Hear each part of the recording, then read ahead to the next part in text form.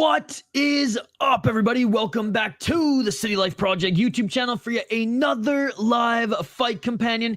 KSW 106 main card starts now. Yes, the Watko and Fornowski fight got pushed to the main card, so we got an extra main card fight here on KSW 106. If you guys are new to the channel, smash that like button and subscribe. Ring that bell for notifications so you never miss an upload, so you never miss a live stream. Speaking of live streams, we got a full deck of them the rest of the weekend. We got KSW 106, UFC 315, and then we're either going to do some Rise kickboxing or Octagon with a C out of Kazakhstan tomorrow morning. But welcome to the main card, ladies and gentlemen. 2 decisions to start off this card, so let's hope it picks up here. It is in France. It's kind of like UFC in Canada, right? They had to load up a lot of the French fighters, and let's be honest, the French fighters, other than Salahdine, aren't at like the highest level in KSW. The Polish, the Czechs, they're the Slovakians, they're even the Brazilians are more talented. I'm gonna be honest, but there's a few. Amin Ayoub, former Irish champion, he's really good. I'm excited to see him fight. And there's a few like other, well, Polish fighters in this case, in Guzik fighting, who I'm really excited to see again. Janikowski, can he come back after getting his ass beat in his last fight against the veteran Zerhouni? Like, it's a fun card. It's not going to be the best KSW card, but it's a fun card nonetheless. And for the French fans, in France, I mean, huge. They got some of their fighters in the UFC. They got KSW France this weekend, so pretty cool nonetheless. KSW is way better than PFL, dude. I don't know why you're wasting your time watching PFL Europe when KSW is on. So on their epic cards, they employ the superior rule set, but no, they just allow steroids. Oh, look at that. Yo, KSW ring card girl kits, S tier. They even mix and match the colors to match the French flag today. Hype. Shame I got no money for the pay-per-view. Absolutely not. Here for KSW, let's go. The fact that you guys want to watch PFL over KSW honestly hurts my soul. Karl Marx, what's up, Karl Marx? Good to see you. I got Casper in this one. And again, I haven't been as much of a PFL hater this season because, let's be honest, it's been a really good 2025 for PFL.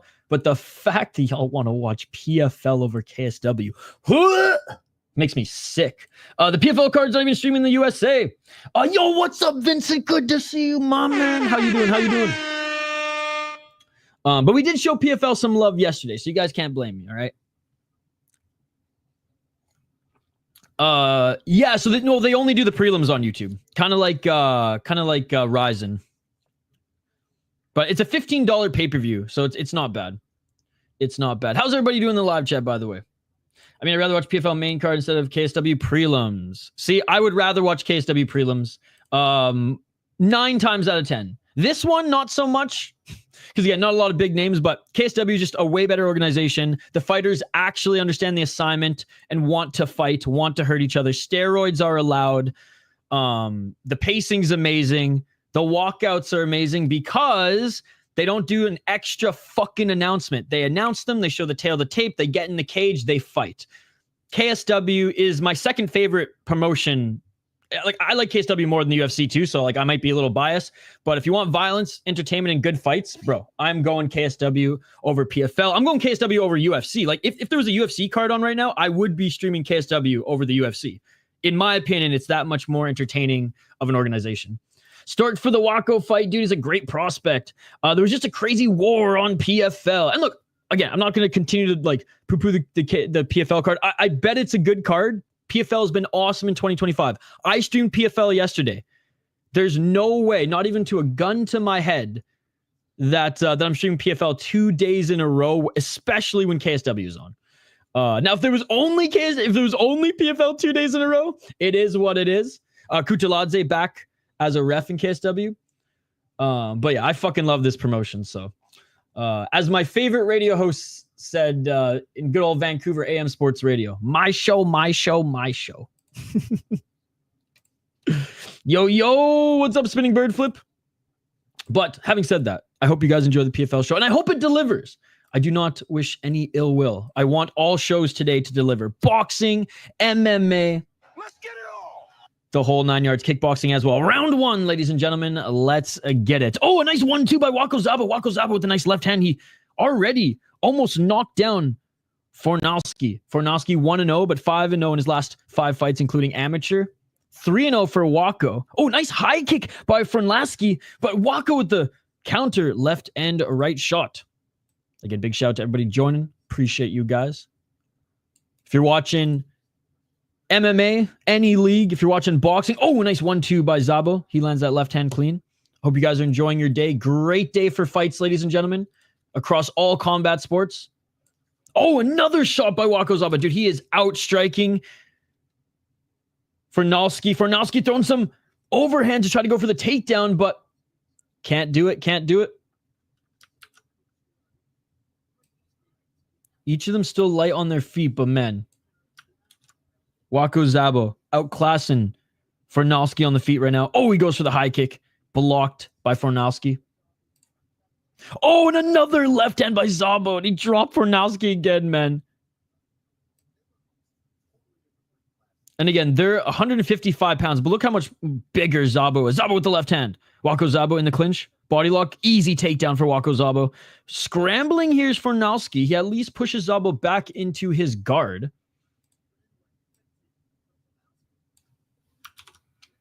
Knees planted by Wako Zabo. Looking like he's just going to posture up in the guard. 3 minutes and 21 seconds on the clock. Best of both worlds. Honestly, if I wasn't streaming right now, I'd be watching boxing and PFL at the same time. But I only really can concentrate on one or the other, you know? Yo, what's up, Rudy? Hell yeah. 2 minutes and 58 seconds on the clock. No, I bought the pay-per-view. It's not on YouTube in the States anymore. They cut it. Hell yeah. Hey, good luck on everyone's bets here today as well. I hope you guys win some money. Fornalski on the ground, being invited back up to his feet by Wako Zabo. 2 minutes and 30 seconds. KSW still fighting. Hell yeah. You're the only person I know who likes PFL more than KSW. That's wild, brother. And again, not trying to poo-poo that card. It's probably a really good card. It's just, you're one of a kind. You're one of a kind. Step back right by Wako Zabo. Oh, and a big right hand by Fornalski. Ah, okay. Got you.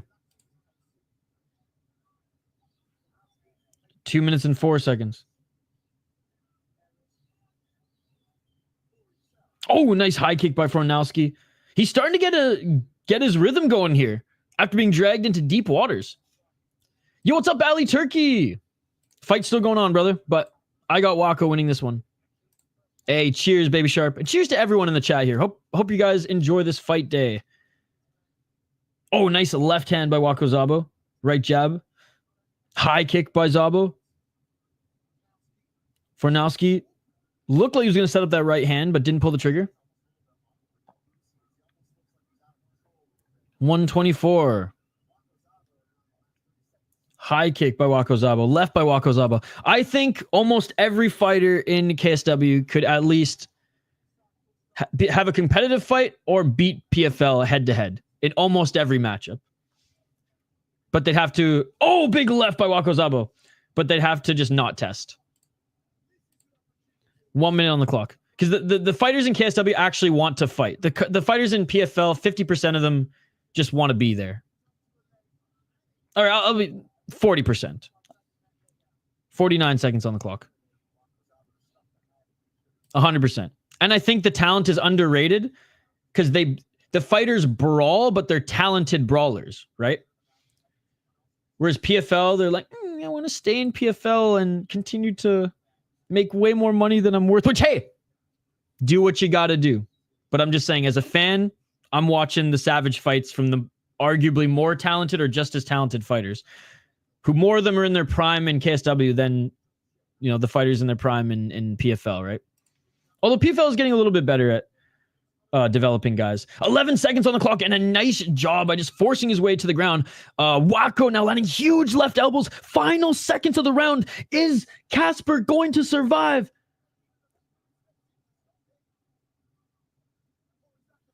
Is this the bell or did the referee stop the fight? Oh!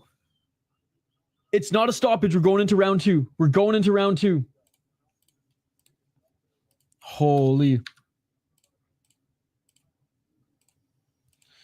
That was, if there was 2 seconds left, man. If there was 2 seconds left, he would have gotten beat. Mark Ewing got smoked as a big favorite again in PFL. That guy sucks. And say no, KSW can stream in the US, but the US promotion and PFL can't. I agree with that. Actually, PFL being a tournament, everyone plays it safe. And I would say the same thing to the UFC, right?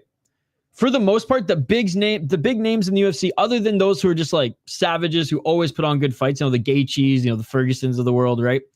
And there's just certain divisions who just have more fun fighters. And I don't blame the UFC fighters. You want to stay in the UFC. You want to win the way Valentina won last time to make the most money. There's no way once you've tasted that UFC paycheck that you're going back to the regional scene, making 9. After you make 15 and 15, you're not making 900 again. You know, you will not accept that. So that is also why a lot of these lower major organizations are just more fun because like they're getting paid win or loss, and just like the culture there is different, right? Like you could have a losing record or not the greatest record and still be popular and entertaining because you fight to fight, not to lose. You know what I mean? 4 minutes and 43 seconds. And of course, that's not the entire UFC, but I would say that's why I enjoy a lot of the fight nights more than pay-per-view cards personally in the UFC. Because top regional talent coming in, proving themselves, or fighters continuing to develop. By the way, round 2, we are in it. Low kicks by Wako Zabo. KSW's better. Oh, ended on that note. I know a lot more about fighters in PFL, so the matchups are interesting to me. Fair enough. And fair enough. And again, 2025, I think has been PFL's best year. And like, I'm into it 100%. Just other than Paul Hughes today, I'm just a KSW stan. 4 minutes and 6 seconds on the clock. Yo, what's up, Scott? What's up, Hoggy from home? I think Urslan wins. 4 minutes on the clock. I think Sterling is incredibly overrated. Oh, look for the takedown by Fornowski, and he couldn't get it. Wako Zabo stuffs it and just pushes him to the ground. I think Sterling is an incredible striker who disappointed in his last fight, and honestly, the first round in his Dana White Contender Series fight disappointed as well. I hope his grappling is good, and I hope he doesn't underestimate the KSW vet. 3 minutes and 31 seconds. I mean, we've seen the same song and dance before. Highly touted striking prospect comes in, faces a well-rounded guy, and doesn't necessarily get fraud checked, because I don't like that term, but parts of the game are exposed that he has to go and polish. Kind of like Peyton Talbot, right? Oh, another left jab by Zabo. Man, how is Fornowski taking these shots? Looking for the takedown again is Fornowski. 3 minutes and 8 seconds on the clock. The fight's still going on, brother. Yeah, that was the fight that Ticken was talking about. Bro, the fight's still going on, man. 2 minutes, 53 seconds. Another failed takedown by Fornowski, and Wako Zabo back up to his feet. UFC cares about winning. KSW and Rising care about entertainment. 100%. I bought the pay-per-view. KSW.TV. Only $15. Big weekend for French MMA with KSW and UFC. Absolutely. 2 minutes and 34 seconds. Oh, high kick by Wako Zabo. Dude, how is Fornowski continuing to walk forward? It's another thing. These Polish fighters, man, they got good chins as well. Left, right. Wako Zabo stumbled Fornowski again. Wako Zabo, left hand, failed takedown by Fornowski. Hammer fist by Wako Zabo. He might end this one now. Looking to try to go for a takedown one more time. Sprawling is Wako Zabo. Wako Zabo inviting Fornowski. Oh, he's not inviting him back up to his feet. 2 minutes and 7 seconds on the clock. Oh, Wako Zabo with a left on the entry, and that hurt Fornowski. Fornowski's covering up. Wako Zabo continuing to land left elbows. Kutuladzé might have to end this soon here. Guram Kutuladzé reffing this fight in KSW. Weekend's been pretty good hockey from home. Honestly, just been working and doing this stuff. 1 minute 44 seconds. Oh, big left elbows by Wako Zabo. Wako Zabo in the guard of Fornowski. Honestly, he should have just invited him back up to his feet, but maybe this is the only path to finish him, because on the feet, he's just too damn strong. Good job covering up is Fornowski. He literally blocked all those elbows. 1 minute, 27 seconds. Wako Zabo. Oh, another left elbow. Fornalski back on his knees, forcing Wako Zabo to sprawl. I think that's one of the subjects I'm very annoying about, but it doesn't get talked about enough, how good French MMA is, considering it's only been legal for 4 years. Dude, Aris is an amazing league, so I agree. 1 minute and 3 seconds. Other than the fact that they aren't on Fight Pass anymore, and it's hard for us to watch it. It is so weird knowing Guram is the ref. But no, I agree. I agree. God, like, dare I say French MMA is like better than Canadian MMA right now? I would say you put Aris's top fighters up against Canada's regional top fighters, and the Aris ones win. Not in every division, but for the most part. Oh, another left hand by Wako Zabo. He draws Fornalski again, and Fornalski again trying to sprawl and go for the takedown. Dude, Fornalski's taking so much damage in this one, and now he's eating some shots to the side of his head. I will say, in these terrible positions, he is covering up when needed. Oh, more hammer fist. Wako Zabo just on his feet right now, just punching Fornalski on the ground, into side control. Full mount. Wako Zabo, full mount, back mount. Fornalski continuing to scramble. Now looking for the rear naked choke. Is that the only way? No, back mount, shots to the side of his head. Is he going to survive and go into the third round? That would be absolutely insane. He's going to survive and go into the third round. He survives. I can't. Honestly, Guram Kutaladze probably could have ended that fight. Just like a mercy end. But I'm glad he didn't. Grum does it all, fights ref and works for Ariel. Yes. Connor Burks is... That motherfucker's not real. 2 absolutely dominant rounds. I have no idea how Fornalski is still alive, A, and B... Whoops. And B, still conscious. How is this guy in this fight? That motherfucker's not real. Good to see you, by the way, Raphael and Mystic. K1 in the chat as well. We got everybody here today. Again, whether you're watching boxing, whether you're watching PFL, whether you're watching KSW, I hope you guys are enjoying the fights. It's a beautiful Saturday here. We got UFC in Montréal, la belle province later, followed by potentially some kickboxing or Kazakhstani mixed martial arts. All right, we're back at it. Third and final round. And already going for a takedown here is Fornalski. Fornalski with the left single leg, but Wako Zabo, good takedown defense. Wako's cooking this dude. Dude, this is one-way traffic, ass beating. If this was KSW Epic and we're allowed the superior rule set, Wako Zabo would have kicked Fornalski in the face in the first round, dude. I get impressed every time how good he is at impersonating an American accent. His English is amazing. 4 minutes and 31 seconds. Kasper Lionheart, Fornalski, right? Or Forlansky, sorry. Oh no, Fornalski. Opponent just surviving now. Oh, knee by Fornalski in the clinch, but a step back right by Wako Zabo. Fornalski's got nothing, man. Sloppy takedown attempt, and Wako Zabo back to the top position. Hammer fist. Come on, Guram. End the fight. End the fight. Big shots by Wako Zabo, the biggest shots that he's had in the top position so far. I know, dude. He could have stopped it. He could have stopped it in the fucking second round too. That French was fire. Wako Zabo continuing to throw hands, hammer fists, elbows. This is some Herb Dean minute of pain. 3:44. Honestly, the corner for Fornalski should probably just throw in the towel. Graham could be a deep ref. Oh, yeah. Now potentially having to choke him out here is Wako Zabo. I love all the ingredients for poutine individually, but the gravy makes the fries too soggy for me. That's what I don't put too much gravy on. And I do a thicker gravy versus a runny gravy, so it almost sits on the fry if it's crunchy enough versus soak into it. Now, after a while, it will, but you got to make the thick gravy versus the runny gravy, and that's the so it's almost like a glob that you mix in. Oh, step back left. That's the secret, Mystic. And a little bit of bacon bites as well, although I'm traditional. I just like the cheese curds. And then a little bit of sharp cheddar on top, and you bake it quickly. I need a minute of Herb Dean pain. And again, laying on his back is Fornalski. See, it's fights like this where where KSW will get closer and closer to employing the superior rule set every fight, because they do on the epic shows. Oh, step back right by Wako Zabo. I will say, Fornalski, he is a certified Peruvian Mexican.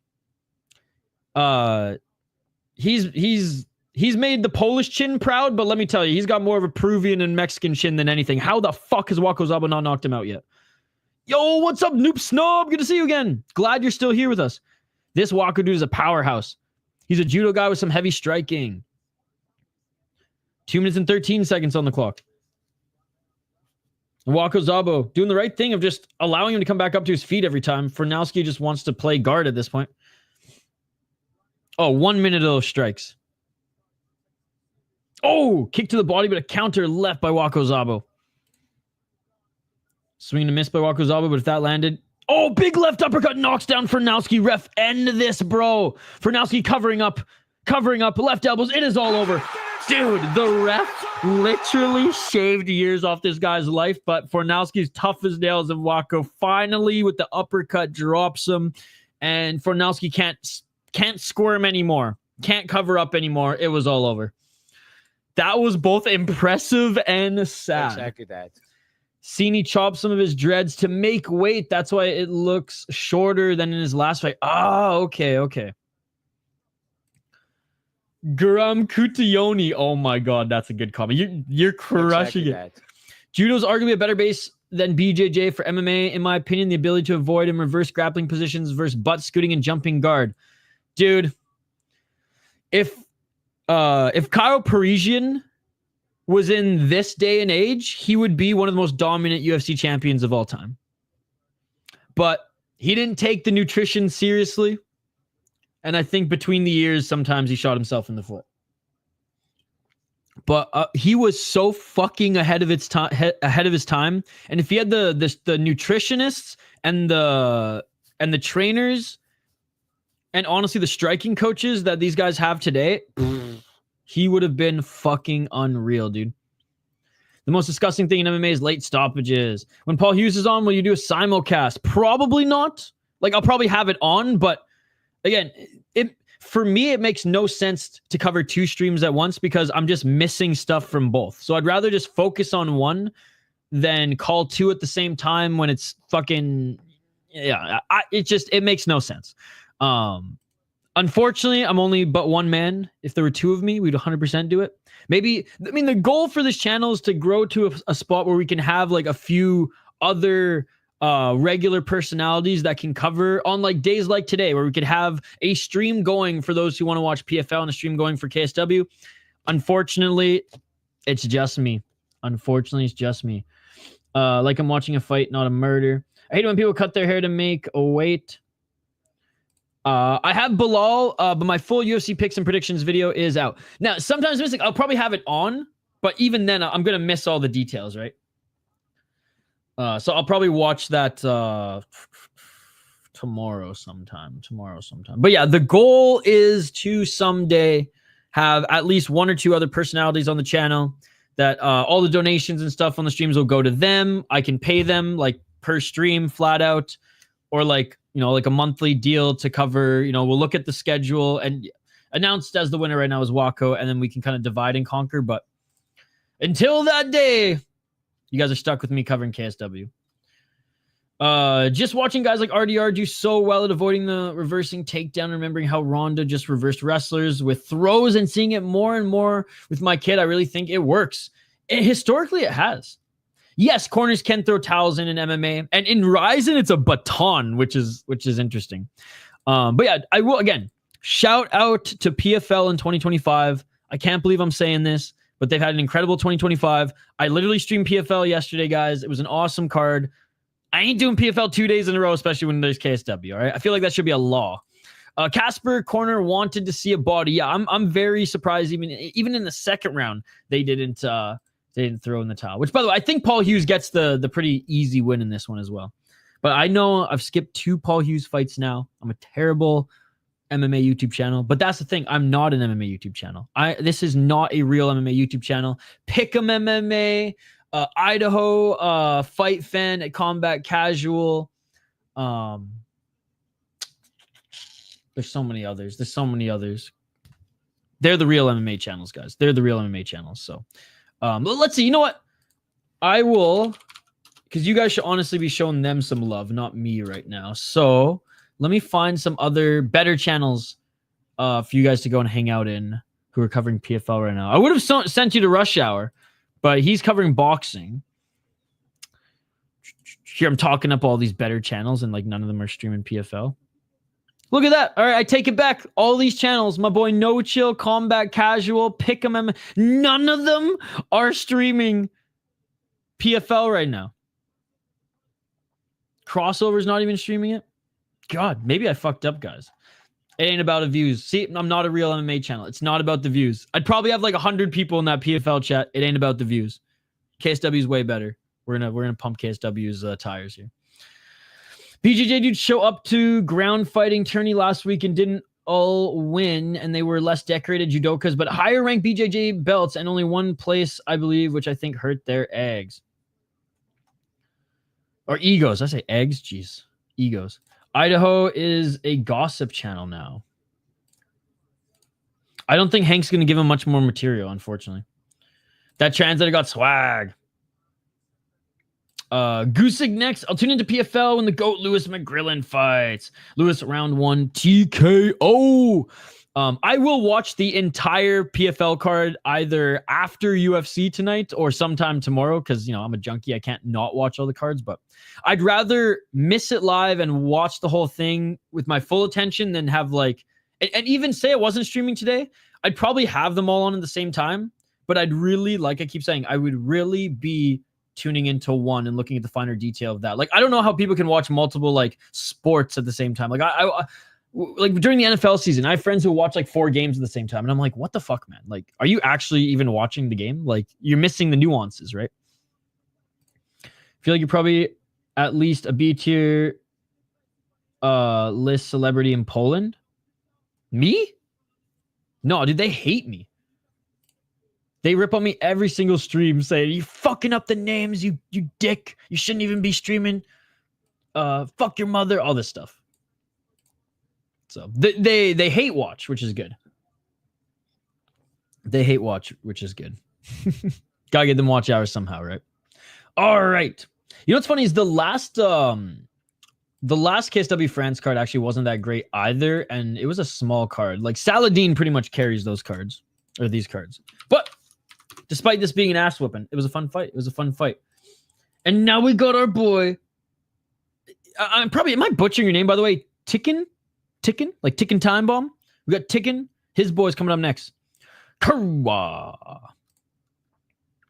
All right, guys. Let's highlight this next one. We got Joël Kouadja against Mickael Guzik. Dude, he's so good. He's so good. 5-0 as a pro. This is being contested at welterweight. He's 6'2", and actually has a longer reach than his opponent, who's also 6'2", only by a few inches, but still. He's a tall, dangerous welterweight, ladies and gentlemen, but he ain't 6'7", like the fucking guy we saw in LFA yesterday. My God. Freaking the Italian-Brazilian. I don't even know if he's Italian, but his last name suggests so. Anyways, 1-0 in KSW. He had an awesome debut. Split decision, but a very, very good opponent. And they went to war. It was a great fight. Before then, he fought some boxing and lower-level guys in Babylon and I don't even know, Silesian MMA. As an amateur, though, he fought some decent opponents and went 8-2 as an amateur. I actually think he's pretty well-rounded, personally. Not super dangerous as far as striking goes, but having said that, he might push the chips a little bit more center now that he's under the big lights, the big show, and wanting to prove himself to rise in the rankings. And he's going up against a 9-13 guy, right? Like, you might as well go in there and knock him out. But this 9-13 guy is on a 2-fight win streak. Mind you, fighting in KOF. He did fight 3 months ago as well, so has been pretty active. 5 KO TKOs, 1 submission, 8 decision losses. So he hasn't been knocked out much. I guess he has been submitted quite a bit, but 8 losses via decision. 0-1 in Bellator, 6-5, and 100% fight. Beat Michael Dubois, whatever. Beat a 4-3 guy. Lost to old man Gleason Tebow, who's still fighting. Yeah, he took some steps up in competition after beating pretty much, actually, Victor Romero, decent win. Holy fuck, he did not do good in a 100% fight. Oh my God, you'd think you'd stop. You know, shout out to this guy for his perseverance. Wow. It's like losing streak, win streak, losing streak, win streak. Is he going to continue the win streak, or is he going to get back to the L's? I'm going to go with the favorite on this one. I'll bring up fight odds for this as well. I imagine he's a big favorite. Oh, my minus 450. So yeah, pretty big favorite. Try to say Ticken, not T-kin. Ticken. All right, a little bit of buffer time, as expected. Again, this guy, Comic KSW, don't know nothing about fighting. Hey, what's up? See, I told you the KSW guys hate me. Know nothing about fighting or know nothing about KSW? Because I know more than the average person about KSW. And I probably know more about you than fighting. See, Antec just hate watches. He goes to Costco and he buys a full bottle of Kirkland lube and he sits in front of his computer and just hate watches me. It's actually disgusting, but hey, watch hours, man. Watch hours. I'll take them. Who do you guys got in this one, by the way? Who do you guys got in this one? Do you have Guzik or do you have Kouadja, who I don't think is gonna win, but let's be honest. I have Guzik. Hey, whatever gets you off, brother. Whatever gets you off. I should be charging next time. I think Guzik as well, boys. I think Guzik as well. Guzik with ease. Do you think he's going to get the finish, though? Because Joël only has, like I said, lost via knockout once. However, he has been submitted 4 times. I think he might get submitted and out-grappled in this one. What do you guys think? Let me know. By the way, my UFC picks and predictions are out. More material for this guy to watch. I should be charging him at this point. I got Guzik decision. I'm going to say decision or submission. But yeah, my UFC picks are out, guys. Let me share them in the chat here. And you know, I could probably even add timestamps now that we have a little bit of buffer time on KSW. But yeah, main card for KSW, which I thought that fight was part of the main card, but I thought it was start at the top of the hour, but I think Joël is on short notice. Yeah. So by the way, this card has been a little musical chairs. He was supposed to fight Roman Debienne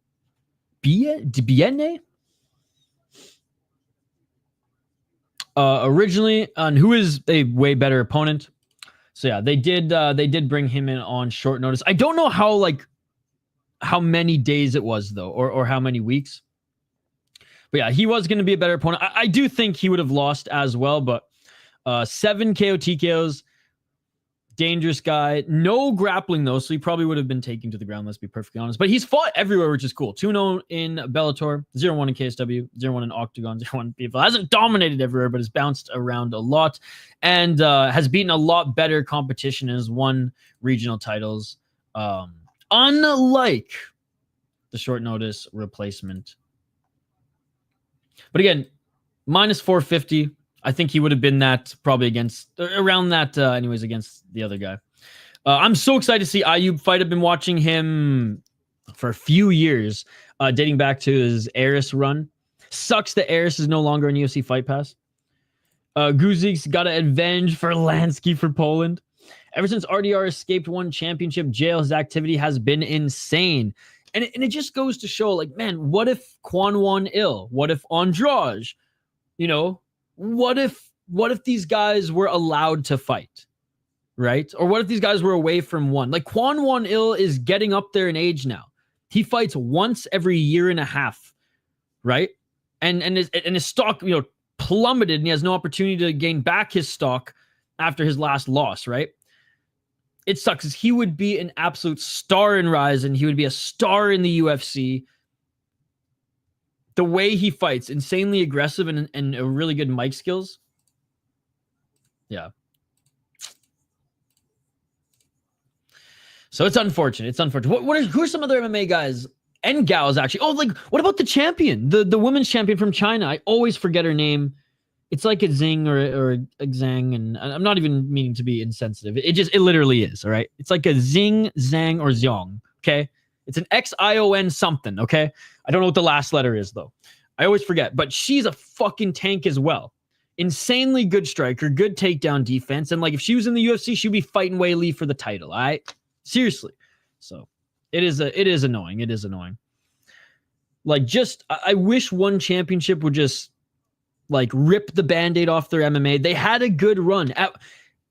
At their peak, they were better than Bellator. No. I'm talking about the champion in one championship. Hey, salut! Je ne peux pas montrer parce que ça c'est illegal. Mais je provide commentary.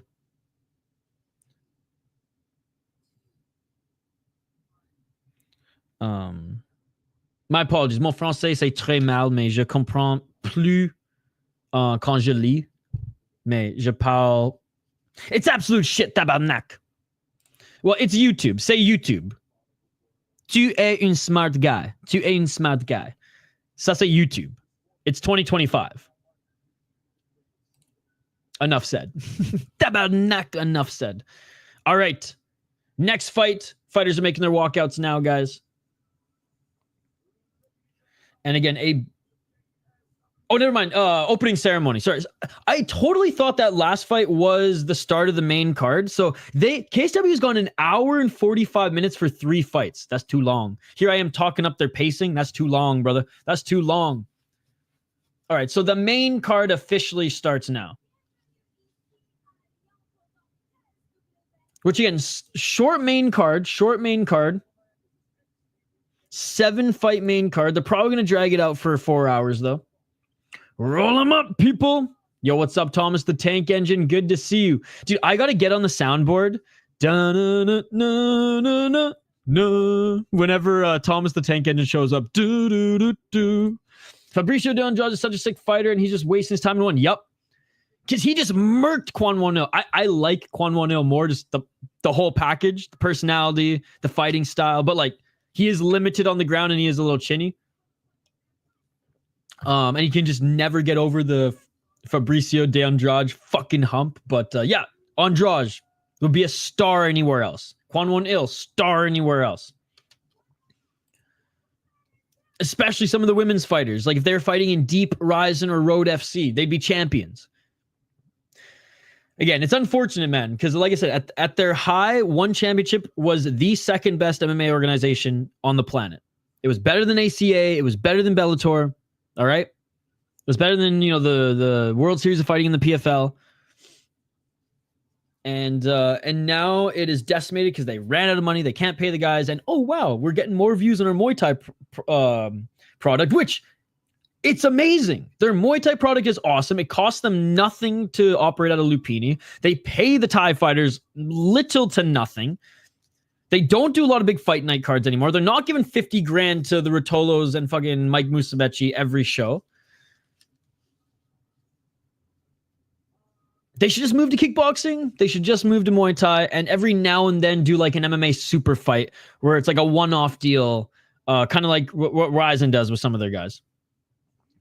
My UFC picks and predictions are out, by the way, but I have Bilal Muhammad and Valentina Shevchenko. I did swing on a bunch of other underdogs on the card. These are the underdogs I like on the UFC. And I'm not going to lie, I dropped a little bit on every single one of them. Katona, Modestas, Prepolek.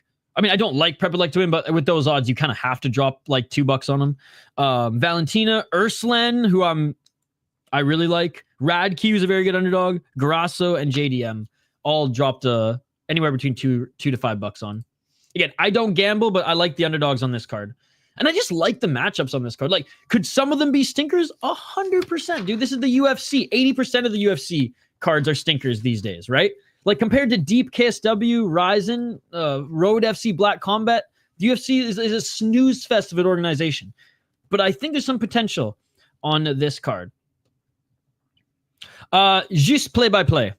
Commentary et play-by-play. Ça, c'est YouTube, c'est illegal de montrer les fights. Et tu es a smart guy. You know this. Tu es a smart guy. One should just go to Muay Thai kickboxing full-time to be better for the product. And they could actually bring in some kickboxing talent because they'd be saving money and maybe start paying off some of their debts to the Qataris and the Japanese. Like, man, someday Shotri, if he doesn't get this financial mess cleaned up, A, one's going to fold. And B, Shotri's just going to disappear and he's going to be in some fucking oil drum at the bottom of the sea in Japan. Right? Yakuza's going to get him the Yakuza's going to get him before the Qataris, all right?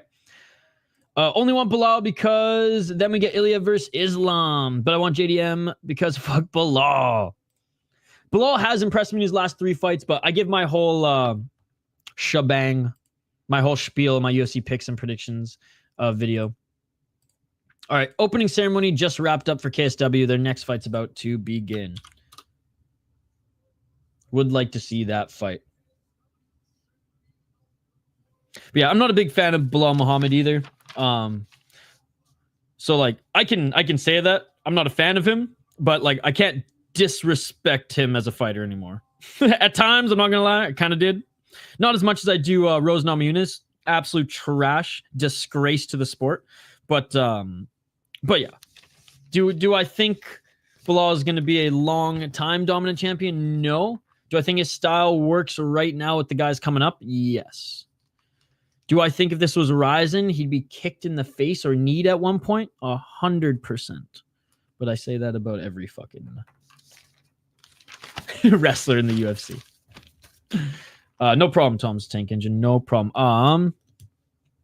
I'll add some timestamps on the fly here too.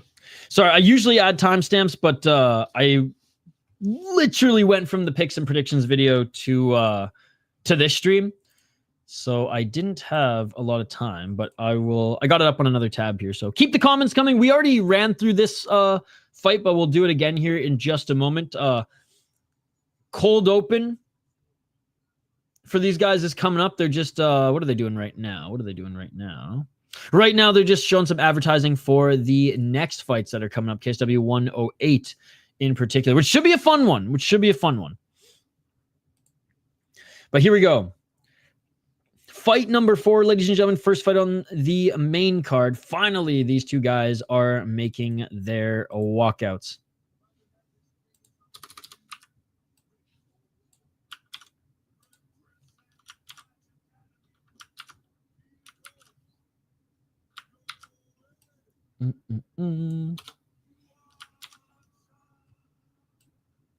All right, who do you guys got in this one? If you're just joining us now, welcome. We do live play-by-play commentary, reaction, and of course live interaction with all you amazing folks in the chat here. We have Joël Kouadja, who took this fight on short notice again. Yeah, I saw that. Which good. If he's gonna stay active, let's not deteriorate yourself further with your weight cuts. Because Aldo's Uncle Aldo at this point. He is on a 2-fight win streak, but did take this fight on short notice, and he hasn't really beaten or fought that great opponents throughout his MMA career. He did go 6-5 and 100% fight. What I will say is interesting, though. Look at this start to his career. Any other man would have given up, all right? Any other man would have hung up the gloves. He keeps going and actually goes on an insane win streak in the same promotion. Then goes on a losing streak again, but now is back in the win column. Is he going to continue the win streak, or is he going to get that L? By the way, notable name Gleason, old man Gleason, Uncle Gleason T-Bow at this point finished him as well. Guzik's going to win this fight, guys. He's the big favorite in this one, as he should be. Up to minus 550 on my bookie, minus 525 on Bovada, and minus 450 on Bet Online. He's got insane reach. He's tall. These are big 170-pounders. Joël does look like he is in really good shape, though. Perhaps he was training for a fight. But Guzik, I just think, is not more dangerous, but it's just better everywhere. He's got some dog in him as well. Slightly better striker. Look at all this amateur experience, like I noted earlier. He went 8-2 as an amateur. Yeah, we're going with Poland on this one. Poland needs a win. Minimal Man started his career 2-11-2. Yeah, like I said, most men would have hung up the gloves, but Minimal Man is not most men. Minimal Man is an absolute legend. I don't even think Minimal Man is a man. I think he's a machine. He's either a machine or a deity. One or the other. Or both. All right. Making his walk to the cage now is Mickael Guzik. How you doing, by the way, Striking Ace? Are you working? Or are you hanging out watching the UFC card later? Oh, God.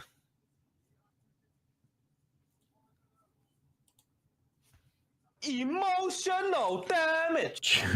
True that.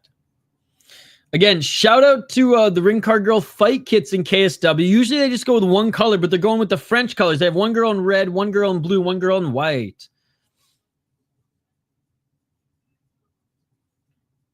All right, what other fights you guys looking forward to here on this card or even on the UFC fight card here today? I wish there was some Japanese MMA, but we do have a Rise later tonight. So if you guys are J-Kick fans, I believe it's on you next.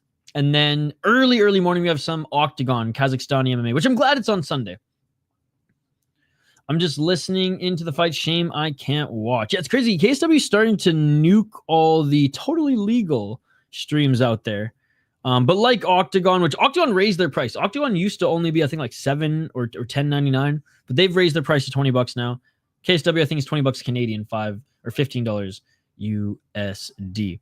Big shout out to everyone in the live chat, by the way. We should, you know what? Let's get a poll question going.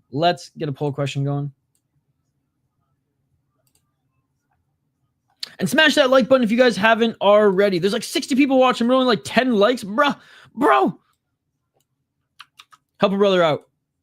Smash that like button. Subscribe. And hang out with us as we do commentary, play-by-play, reaction, and of course, live interaction with all you amazing folks in the live chat here. We're so honored to have you guys here. Bonjour, salut à tout le monde qui voit en France. Je peux lire et je comprends beaucoup de français. Je ne peux pas parler très bien. But to all the French speakers in the chat, je peux lire tes comments si tu veux comment aussi. God, my French is terrible. All right, poll question. We'll just go fight by fight. These have been getting a lot of traction.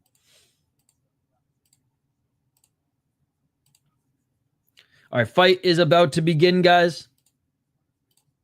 La battue commence maintenant. Round one. Will the favorite take it? Tell me when you be at 4:45, please. Will do. Let's get it All right, guys. Round one. Let's get it. They touch gloves. Low kick by Guzik. Kouadja eats another low kick by Guzik. 4 minutes and 45 seconds on the clock. Oh, Guzik with the left and right. Man, Guzik's big for this division. Dude, these guys... Oh, big right hand by Guzik. He just rocked Kouadja. Oh, he went for the flying knee and missed, and Kouadja grabbed his torso here. And Kouadja now looking for the takedown. Guzik potentially grabbing the arm of Kouadja, and he's looking for a friggin' Kimura here.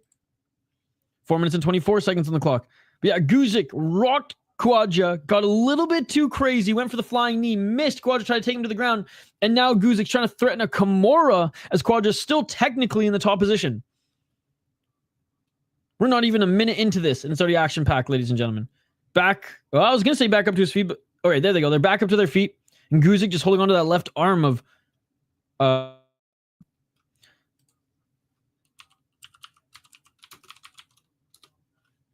3 minutes and 55 seconds.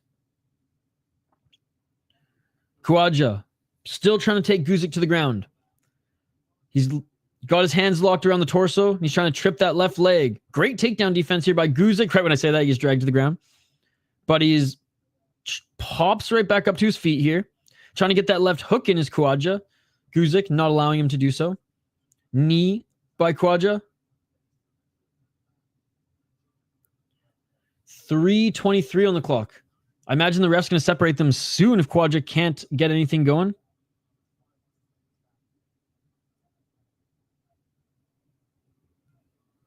Three minutes and 11 seconds. Can he get the trip? No, he can't. Guzik, man. Great takedown defense here. Kouadja's going to have to make an adjustment and do something else because this ain't working. 2 minutes and 55 seconds. Now looking to work in the clinch here. He's got the right underhook, does Kouadja.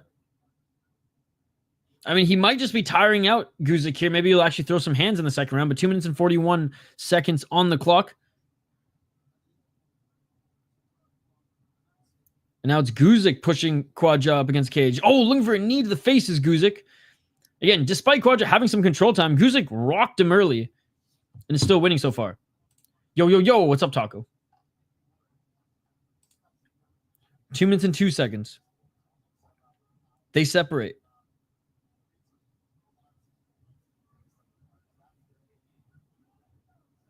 Body kick by Kouadja. We're in the first round. 2 minutes. Mostly unified. They do superior rule set in Vale Tudo's fights where they allow guys to even fight in their gi if they want with, pretty much no hold bars. But only on their epic shows. But they do allow steroids, which is nice. 1 minute and 41 seconds on the clock. I know it's crazy that I like a promotion that's in my top 3 that doesn't have superior rule set, but that's how good KSW is. And their epic shows are just that, epic. Like their KSW epic show from 2024 was one of the best MMA shows I've ever seen in my life. Nice takedown by Kouadja right into side control. I wouldn't say losing, but he did get taken down.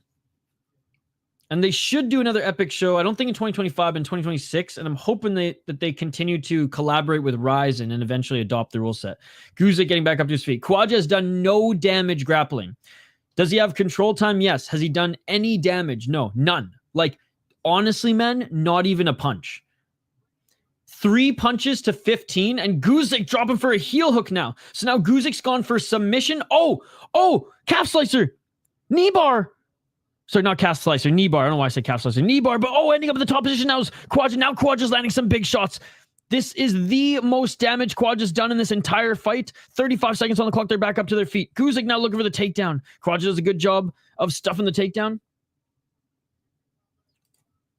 The UFC's not on right now, Henry. All right, Henry, you can go. Just fuck off, dude. 15 seconds on the clock.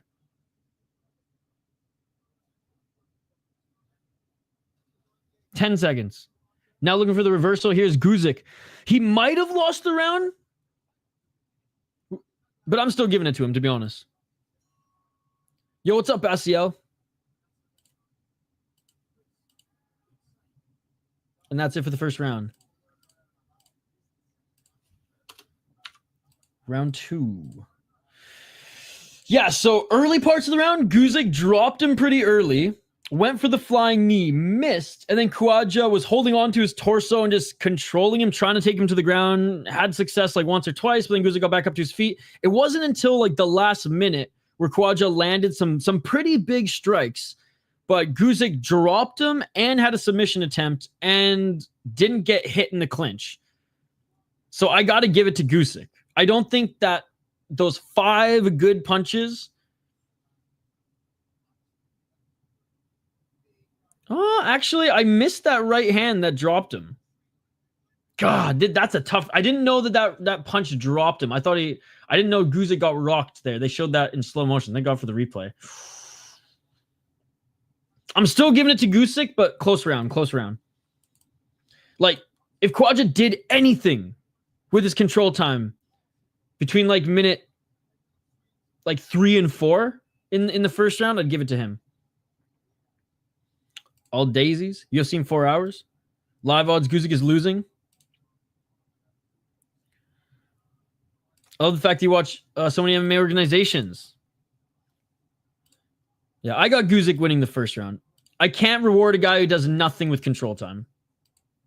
Oh, nice right hand by Kouadja, but Kouadja's getting the better of him now on the feet with a nice 1-2. Left by Guzik. But first round, like I said, could go either way. I'm giving it to the guy who actually tried to do damage and tried to finish the fight versus continue to go for failed takedown after failed takedown after failed takedown. Not even throwing any muffin shots to the body. 4 minutes and 10 seconds.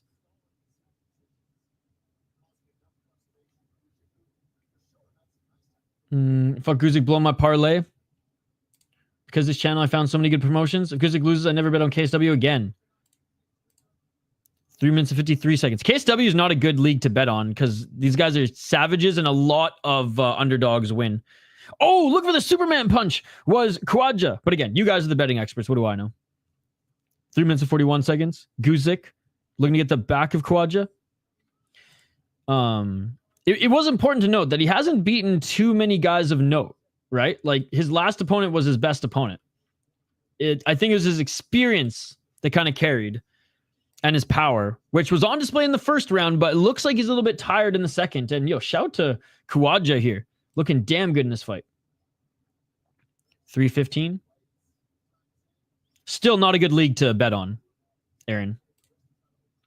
I'm going to say Black Dude wins this one. What's up, Ben? Good to see you. 3:04. I would say probably like other than Japanese MMA, KSW is probably the most volatile league to bet on. 2 minutes 55 seconds. Like don't get like there's some like the regional shows like France, for example, where like kind of like when they're in Canada. Nice takedown by Kouadja. They're gonna load up a lot of the regional guys who looking for an armbar. And he got out of it. Guzik threw a triangle up to go for the armbar, and Kouadja actually got out of it there, but Kouadja still in the full guard of Guzik. So it's easy to kind of bet against the French guys and identify some of the good underrated ones. It's kind of like when Cage Wars like goes to Italy, or traditionally now their Italian fighters are actually like better, but they used to go to Italy and the Italians would just get their fucking ass kicked and it wasn't even close. So I compare that to kind of like this particular KSW card, but overall, like, I don't know. Again, you guys are the experts, not me, but I wouldn't even come close to touching KSW betting. Yo, what's up, Combat Sports today? 1 minute 55 seconds on the clock. Kouadja in the top position, still not doing enough damage. So little that the ref might stand them up. Yo, what's up, Ben? Thank you so much for the $3. And the ref's going to stand them up. Absolutely embarrassing by Kouadja here. He had a path to win this second round, and now he's giving up some of that runway to Guzik. He was in the guard, and he just chose not to throw any strikes. I want UFC, stop the stream right now. I mean, I can. 1 minute and 22 seconds. A low kick by Kouadja. Nice straight left by Guzik. Oh, spinning elbow by Guzik. But didn't land clean. 1 minute, 11 seconds. Still walking forward is Kouadja. Kouadja's doing a good job of taking away the distance of Guzik. Oh, big right hand by Kouadja. Nice ducking of the right hand by Guzik, but Guzik just seems more tired, man. Thank you again, Ben, for the $3. Dude, you're far too kind. You don't have to do that. Appreciate you. Same, I would never again, even if he wins. And a nice takedown by Kouadja. Yeah, I got Kouadja winning this round, though. Outstruck Guzik. Actually did more damage on the feet. On the ground, he refuses to throw strikes, which is interesting, even though he's in that modified half-guard side control right now. All right, he tried to throw in there, but scrambling from the bottom is Guzik. I took Guzik on one parlay. And a Japanese veteran with like 60 fights would lose to a 3-0 Japanese guy in Ryzen. Exactly. Sakuraba's son losing. Although Nakamura's still got a little gas left in the tank. If someone face plants today at any point, I'll celebrate with a dono. Still in half guard. Landing a couple muffin shots now to the body. That's my biggest critique of Kouadja is when he's in the clinch and when he's in the top position, he's just not throwing damage where like he's still leaving this fight up for grabs. Second round's going to Kouadja. Don't get me wrong. That it's pretty clear. I still think the first round went to Guzik. It's close. The first round is a swing in my opinion. So if Guzik comes out strong some way, somehow in this third round, I still think he can squeeze out this fight. Not because he's having a great performance, but mostly because Kouadja wasn't taking advantage of the dominant positions on the ground and up against the cage earlier in the fight to do damage. But overall, on short notice, I'm impressed. They'll probably be about the same today. I would say if PFL like wasn't in France, it'd be a lot better, but it's not the strongest KSW card. But I just like KSW more, Steven. And we did PFL yesterday, so we're just diversifying it. Guzik, please. 5 more fights. Yeah, but I don't... It's not live scoring. Live odds aren't live scoring. Like, they're probably right, but I'm going by, I'm going by what I think the judges are looking at versus what the betting odds look like. How is Guzik at minus 500 Gs? Because this guy took the fight on short notice. 4 minutes and 47 seconds. And, I mean, he knocked him down in the first round. And, Aaron, again, like, I know the gambling is clouding your vision just a little bit here, but, like, he could have finished the fight in the first round if he followed through and not thrown a flying knee, right? That was kind of the beginning of the end. Now, could have Kouadja come back and put on a little bit of a performance like he's doing here and survive that? Absolutely. But I think Guzik shot himself in the foot earlier. 4 minutes and 21 seconds. And hence why I don't gamble much in MMA. I love the sport more than the rush of winning some money. And I don't have any money to play around with. I keep saying this. Maybe if I was rich, I'd gamble, but probably not. 4 minutes and 7 seconds on the clock. I bought the pay-per-view. If I knew he took it on short notice, I wouldn't have bet on him. No, Joël took the fight on short notice. 356. Oh, a nice right hand by Guzik. Guzik with another right hand. There's still a lot of time. Kouadja, though, taking away his distance and lands a big left. 344. Kouadja again, backing Guzik up against the cage. Oh, a nice left by Kouadja. Yo, please stop spamming. You have to buy the pay-per-view. Even more embarrassing. Exactly. Exactly that. And that's like, I never bet on favorites either. And again, I don't bet like you guys. You guys are the experts. I play around with like $1, $2, $5 if I ever do bet. UFC, I actually bet on a few good underdogs, but I'm never betting on a favorite. For me, it makes no sense to bet on a favorite. It's like you're risking money on value you're not even going to get back, right? 3 minutes and 8 seconds. Am I out to lunch? Maybe I am. 3:03 on the clock. Front kick by Kouadja. High kick by Guzik. Oh, flying knee attempt there by Kouadja on Guzik. With the body lock, Guzik gets the takedown. 2 minutes and 51 seconds on the clock. If he can stay in this position and land some ground and pound, I mean, he just has to win this round. And, and it's up for grabs that first round, right? I've been 500 on each car. Favorites pay out well when you bet big. That's crazy, man. I'd be living on the streets tomorrow if that was the case. Godspeed, Aaron. Godspeed. That's another thing. Like, just the gambling. It blows my mind that you guys like play around with that much money. That's insane. For me, if I lost $500, I would literally be homeless. It's KSW. They're probably I'd have to sell this computer. Have to end the channel. 2 minutes and 12 seconds on the clock. Sell this laptop.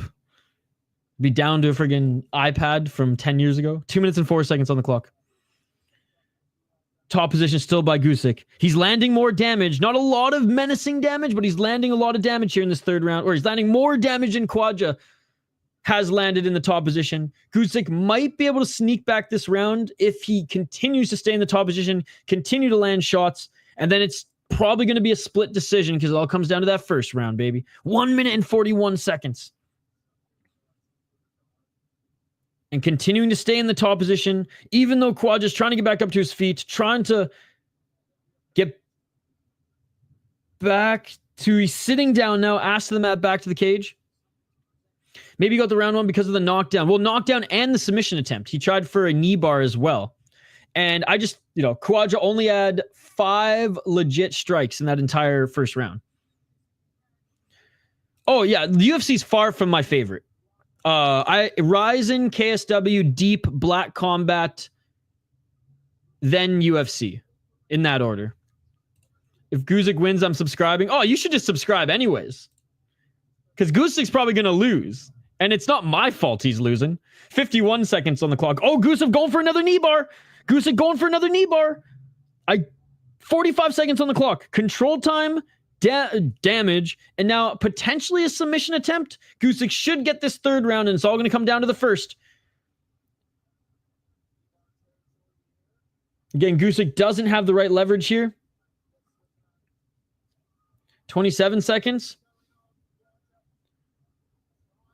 Trying to straighten out this leg. Again, this should count as an attempt, though. 15 seconds. I think split decision for Guzik, but it's probably going to be split decision for Kouadja. 10 seconds left.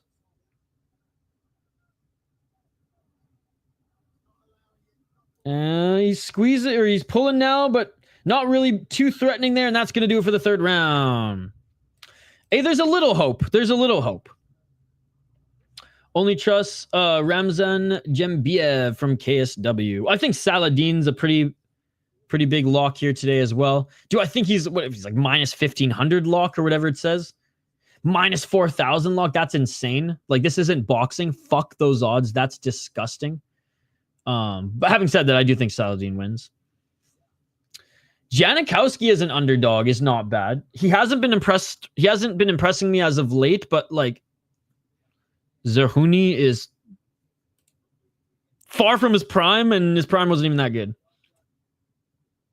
Hey, what's up? Good to see you. Good to see you. When is McLean and Van?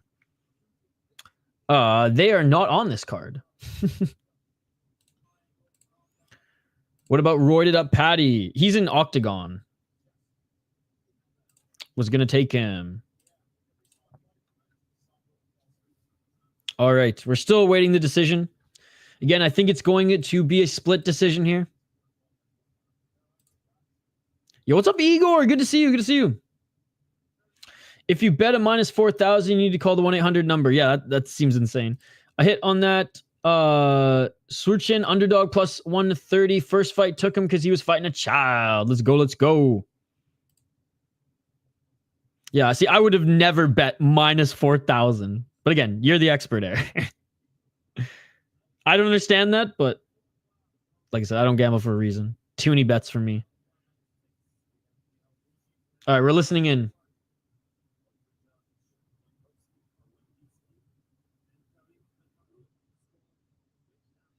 Oh, 29-28. All judges.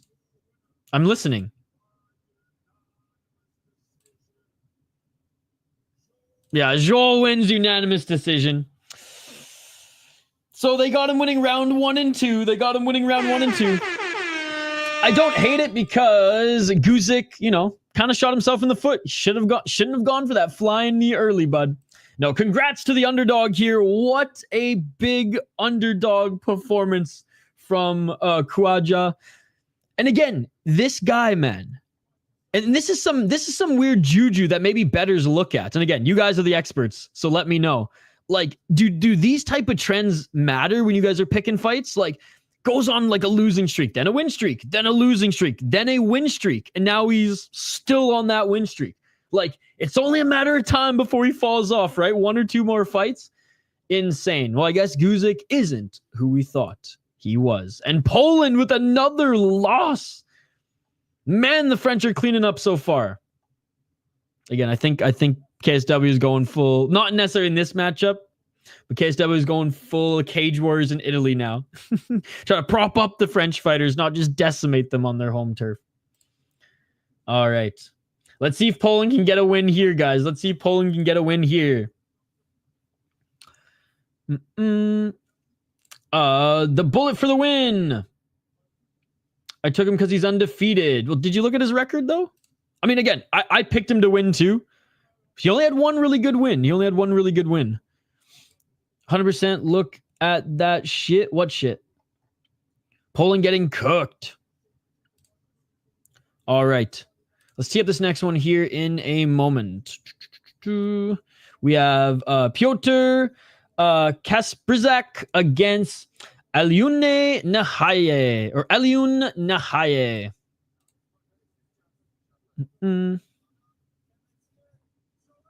Not really looked at his opponent's losses. Again, I didn't think he was gonna lose either. Especially after getting the knockdown in the first round. But man, darkest timeline missing with that flying knee. Darkest timeline missing for that flying knee. Oh, sorry. You asked if bettors would look at the wins or losses streak. 100%. Okay. I need a Guih to win. Like my life depends on it. See, I never want to get to that point. I never want to end it all due to gambling. Toronto Maple Leafs winning? Sure, I'll jump off the highest building and end it in a heartbeat. Fuck the Maple Leafs. But gambling? I'm scared, bro. I'm scared to dive into it. That's why, like, I respect the degens who I meet streaming. Because, like, I'm way too much of a pussy to do that shit, man. Maybe someday I'll hit the lottery and I'll just gamble it all away. Because why not, right? Why not? Hit the Lotto 649. Fuck paying off the student loans. Let's just go to Vegas, baby. All on fights. I have 500. I routinely go to 0 in my account. I'd be living on the streets day one, I think, if I actually started gambling. Matthew, I like, put it this way. And what's up, Alistair? I don't dislike the players on the Leafs roster, right? I hate the Toronto Maple Leafs more than I love my mother. I hate them more than anything on this planet, the Toronto Maple Leafs. So I want nothing but that fan base to suffer. And I'm hoping that the Panthers kick their ass. And I'm Canadian. I grew up in Western Canada, though. And so fuck the Toronto Maple Leafs. Fuck the Blue Jays. Fuck the Raptors. Fuck the Blue Jays. Fuck Toronto FC. Fuck the Argos. Fuck them all. I hate Toronto sports more than anything on the planet.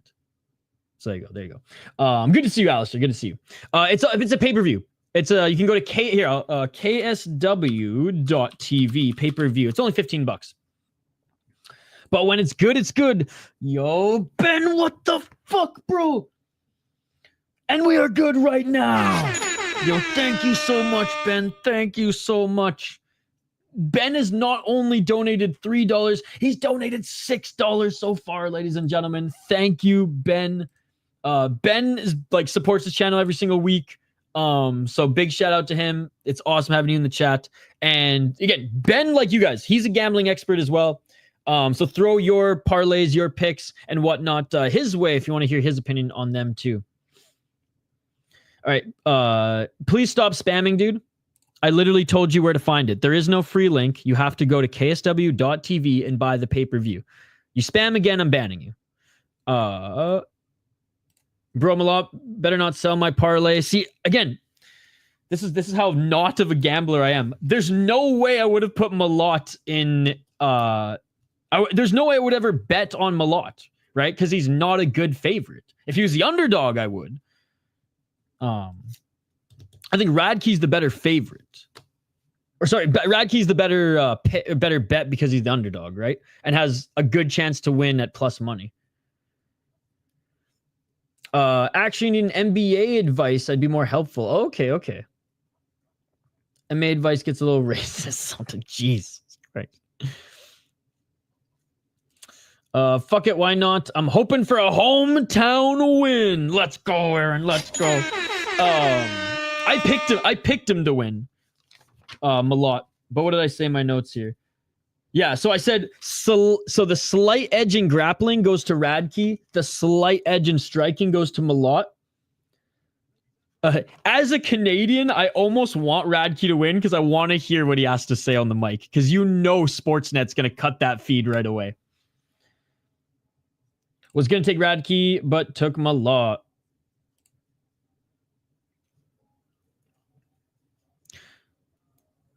What do I think about Bilal versus JDM? I mean, I think my opinion is pretty run-of-the-mill with everybody's. I think if it stays primarily on the feet, JDM will win and just ultimately do more damage. But I think Bilal will find the entries and will, at least 2 rounds, threaten the back of JDM, whether he survives or not. Fuck, that'd be funny. Maintenant, Danny, maintenant. Je ne peux pas show the fights, montre les batailles. Ça, c'est illegal. Et tu sais ça, c'est YouTube en 2025. Mais je provide commentary. Bilal is going to run through him. That's the thing. If Bilal employs a smart game plan that worked his strengths, it should be easy for him. If he wants to get cute and strike like he did with Brady, which he did good in, and Lyon, which again he did good in, JDM's a better striker.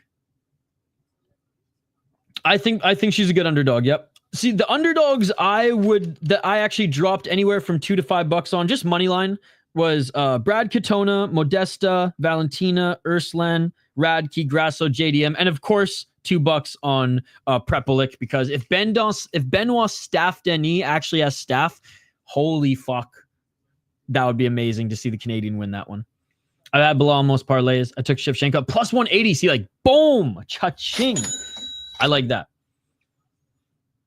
Yeah, dude. I mean, at those with boxing odds as an underdog, you might as well. Bilal and Shevchenko's a lock, brother. I don't think it's a lock. I don't think there's any locks on this card, on this UFC card. I truly don't believe. I mean, maybe Benoit Saint Denis, but if he has staff, again, who knows? I don't think there's any locks on this card, and that's why I think it's a good card.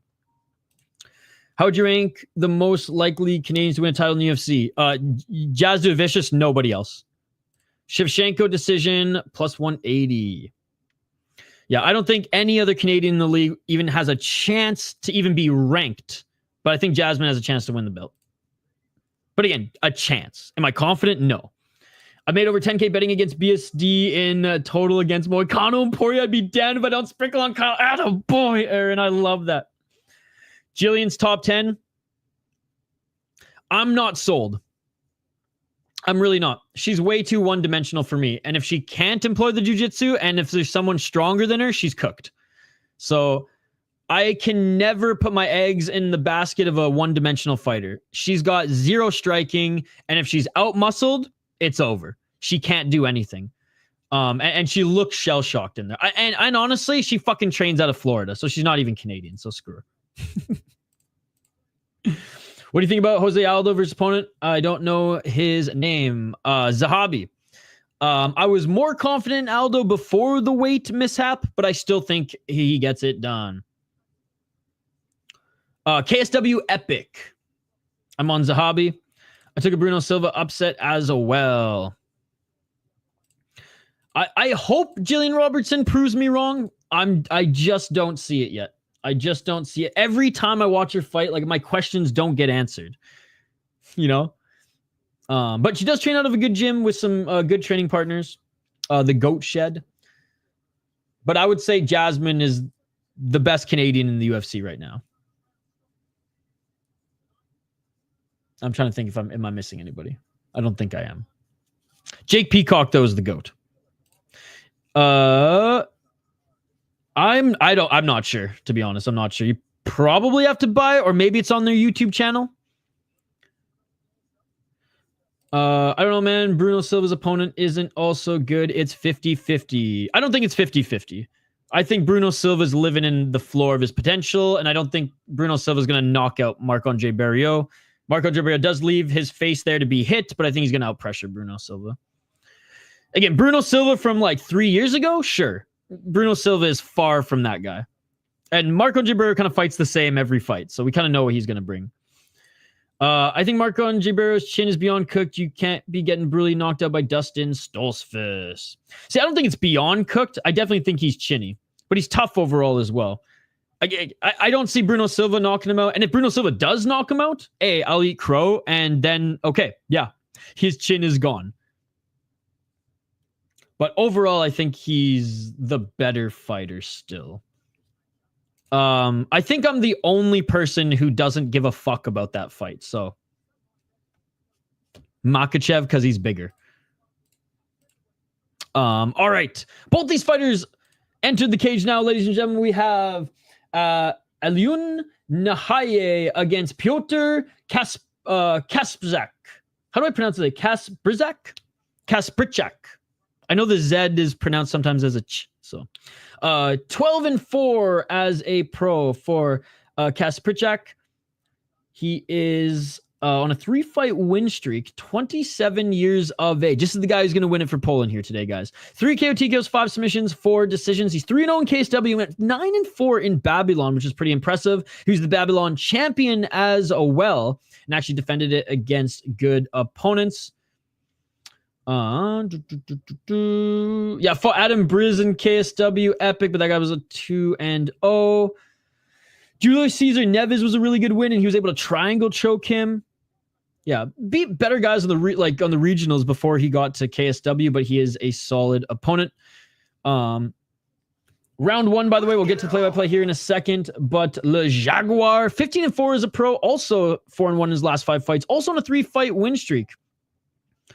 He was the champion in 100% fight. He went 1-0 in KSW, 9 KO TKO, so he's also very dangerous, and only has gone to decision twice. Ripped up Eris, ripped up 100% fight, and now looking to rip up KSW. He had a very impressive win in his last fight and beautiful flying knee in Eris as well. Oh, nice shot by Kacprzak. He just dropped Nahaye.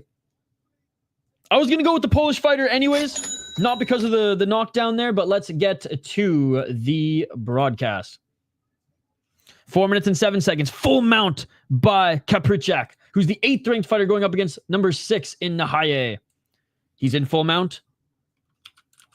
Trying to posture up. There's a left elbow. 3 minutes and 53 seconds on the clock. I just interviewed one of his training partners, by the way. Shout out to Ryan Cafaro. Dude, I'm excited for 917, and I just learned about it. I have the Poland guy in my parlay. I won't end the stream. I'm broke right now. Otherwise, I would contribute more to the channel, so I apologize. Oh, never apologize, Taco. The fact that you are here, you are contributing, right? You are a valued member of this community, so you never need to apologize. We're just fucking glad you're here, man. Just don't forget to like the video, guys. Don't forget to like the video.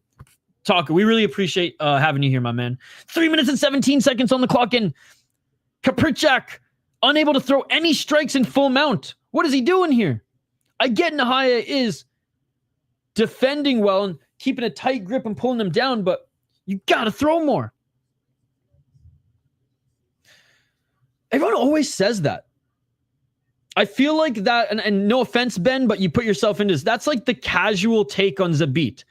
Literally, no one watched his fights. Did he slow down? Yes, but people paint as if like he quit in the 3rd round or got his ass beat in every fight he went the distance in, which wasn't the case. He fought at such a crazy pace where, yes, he was going to slow down and had some health issues, so it was evident. But like people paint it as like that was his crux. Like he still won fights in the 3rd round. He still beat the fuck out of his opponents tired in the 3rd round. So I don't know. I don't really like that take. 2 minutes and 18 seconds. I feel like all these MMA fans who've never even watched the beat fight are saying that. 2 minutes and 13 seconds. Now landing some elbows here in modified half guard by is Kacprzak. Yet he won the fights. 2 minutes on the clock. 1 minute 58. Like, I don't disagree he slowed down late in fights. I disagree with how people use that to paint the picture that he was an inconsistent fighter and that he lost fights because of that. 1 minute and 44 seconds. Like, go watch some of his fights in the regionals, man. Like, insane. 1 minute and 38 seconds. Also cucked every fan with an early retirement. And it still hurts. It still hurts. Yo, what's up, Vinny? 1 minute and 26 seconds. And you know who also cucked us all is fucking Yair Rodriguez, who wouldn't sign the contract. Could you imagine Yair and Zabit early 20s fighting? Fuck, that would have been magic. 1 minute and 13 seconds in the guard of Nahaye is Kacprzak, and he's been doing more damage in the guard than he was even in full mount. 1 minute and 5 seconds. He is winning this round. He got the knockdown early, and he's been able to control Nahaye and start to employ some more ground and pound here late in the round. 55 seconds on the clock. Zabit is a very good, and 3-rounders are perfect for him, but in a 5-rounder, he would have not been having a good time. I would have liked to see it, though. I would have liked to see it. Oh, and back up to his feet is Nahaye. Nahaye throwing hands, but taking him down is Kacprzak, but a nice reversal by Nahaye. Nahaye now in the top position, but now looking for a potential knee bar. Here's Kacprzak, 30 seconds on the clock and just throwing big right hands as Nahaye, as Kacprzak is trying to scramble out of this. You're fucking ugly, dude. 19 seconds on the clock. I think you're more ugly than any of the Indian fighters in the UFC. Just saying, just saying. 10 seconds on the clock. Oh, big right hand by Nahaye. Nahaye with the left to the body. Knee by Kacprzak. Oh, Kacprzak ate a right hand and he's running away like Chelsea Chandler and throwing a kick at the buzzer. Is Nahaye. I do think Kacprzak won that first round, but Nahaye making him run away like Chelsea Chandler at the end is not a good look.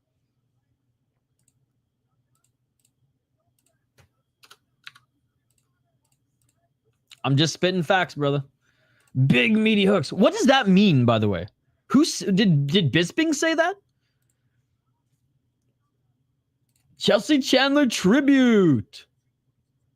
Hell yeah. Dude, Paul Hughes is so good. Paul Hughes is so good. I hope we see him in the UFC eventually. Which I think we will. Bro, shin to the head that freaking Nahaye ate as well. Yeah, I'm going to catch up on the PFL card tomorrow. I just don't have time to watch it today, unfortunately. Trunks needs to show up in Time Machine and gives a beat the antidote to his heart disease. A beat equals heart disease. Oh my God. I never compared the two, Vinny, but you're right. You're right. All right, round 2. Hey, what's up, Drip Syntax? Dude, Vinny, big Dragon Ball Z. I'm not a huge, like, anime fan overall, but huge, like, I grew up on Dragon Ball Z, as most of us 30-year-olds did. Lucas Tracy got you. I hear Lucas Tracy's a really good dude. Can't say I've watched any of his content. And I know he's one of the biggest MMA YouTubers out there, so maybe I'm a dick, but shout out to Lucas Tracy. Honestly, leave my channel right now and go to his KSW live stream, because I'm sure it's better, because he has like 100,000 subscribers, right? Or even more. 4 minutes and 25 seconds. He probably knows more about this organization than I do. Nice takedown by Kacprzak. Looking to try to take the back of Nahaye. Nahaye is scrambling and now settling in the full guard. Yep, I'm doing UFC as well. My schedule's up on the community/post tab, and I'll get the UFC stream up in a little bit here. 100%, dude. 3 minutes and 55 seconds. I've only watched 3 animes through, and it was Dragon Ball Z, Full Metal Alchemist, and Death Note. Oh, I take that back. And Afro Samurai, but that's a martial arts movie more than an anime. 3 minutes and 38 seconds on the clock. Michel Pereira, probably. 3 minutes and 30 seconds. And Roman Dolidze. Actually, Michel Pereira, Roman Dolidze, and Imavov. Horrendous. Horrendous cardio. No, Khabib had way better cardio than those guys, dude. I've heard all good things about those ones as well. 3 minutes and 13 seconds. Still in half guard here is Kacprzak. Hasn't done too much damage, though, like he was doing in the first round when he got this.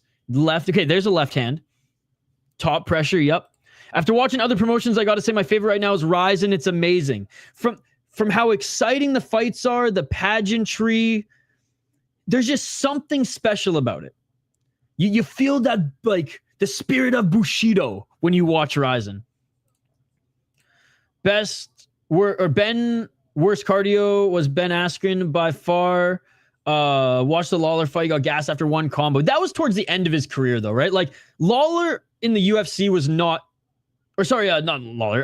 Askren in the UFC was not prime Askren. 2 minutes and 24 seconds. Again, not a lot to call in this fight. Trying to pass into side control is Kacprzak, but he's still kind of just settling in and out of half guard and full guard. Throwing some muffin shots on the bottom is Nahaye, but Kacprzak staying active enough for the ref not to stand them up as he's continuing to try to pass guard and land some muffin shots of his own.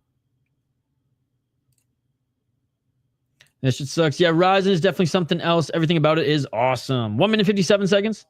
Asking a great cardio.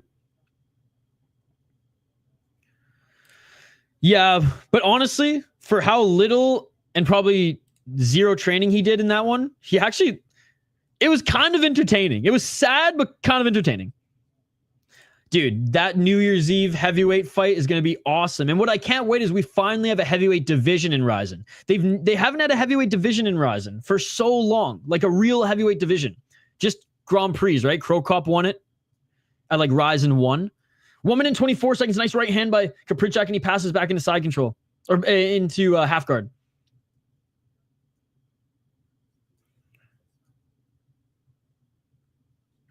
$111. But yes, I am excited. Natalia Silva, the baddie with good striking, right? Yep. Nice. Dude, shout out to the Van Steenis brothers. I love Costello. I'm actually excited tomorrow to sit back, roll a fat one, and just zen out and watch some fucking PFL. I never thought I'd say that in my life. 49 seconds remaining in this second round. Kacprzak, almost the same amount of strikes as Nahaye. Nahaye, 28 strikes to 22 total, but mix that in with control time. If you check 2 boxes and the striking and damage is even, right? The guy with the 2 boxes checked is going to win the round, and that's Kacprzak. Trying to push him off him is Nahaye. Nahaye back up to his feet here. Great job by Nahaye. Causing Kacprzak to run like Chelsea Chandler again, but a flying knee attempt by Kacprzak. Doesn't land clean. It landed on the body, but still. Late takedown here by Kacprzak, and he gets it. 100% they are.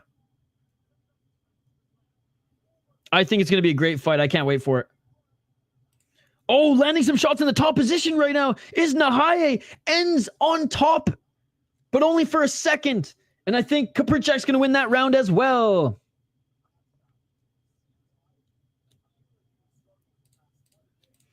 I think on the feet, Kacprzak doesn't have anything for Nahaye, but on the ground, he's been able to pin him down and do enough to score, do enough to outpoint him. And this is what I'll say.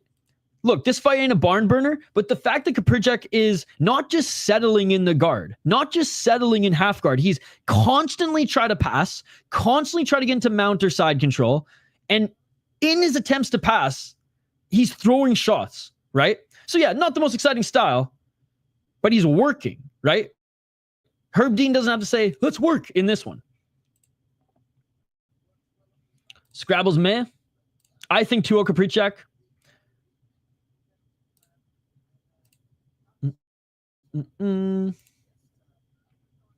Grasso Hot take a whole struggle watch who I feel isn't top 5. Something about her confidence pisses me off. I think she's overrated for sure. Because even her ascent to the title, she didn't beat the best gals, right? I think Jasmine's beaten better competition. Jasmine Yazoo Vicious in that division, and I think Natalia Silva has as well. Or I guess they're 125, they're 135. Never mind. I don't know why my mind went to Jasmine Yazoo Vicious, but Natalia Silva. But what I'm trying to say, this is why I brought up Jasmine, because there are better female fighters with better, like, flying knee by Nahaye! Flying knee by Nahaye! It is all over, ladies and gentlemen! It is all over! Nahaye with the flying knee! Nahaye with the flying knee! Nahaye with the flying knee! Oh my God, it is all over. He was losing the fight. He was losing the fight. He was losing the fight.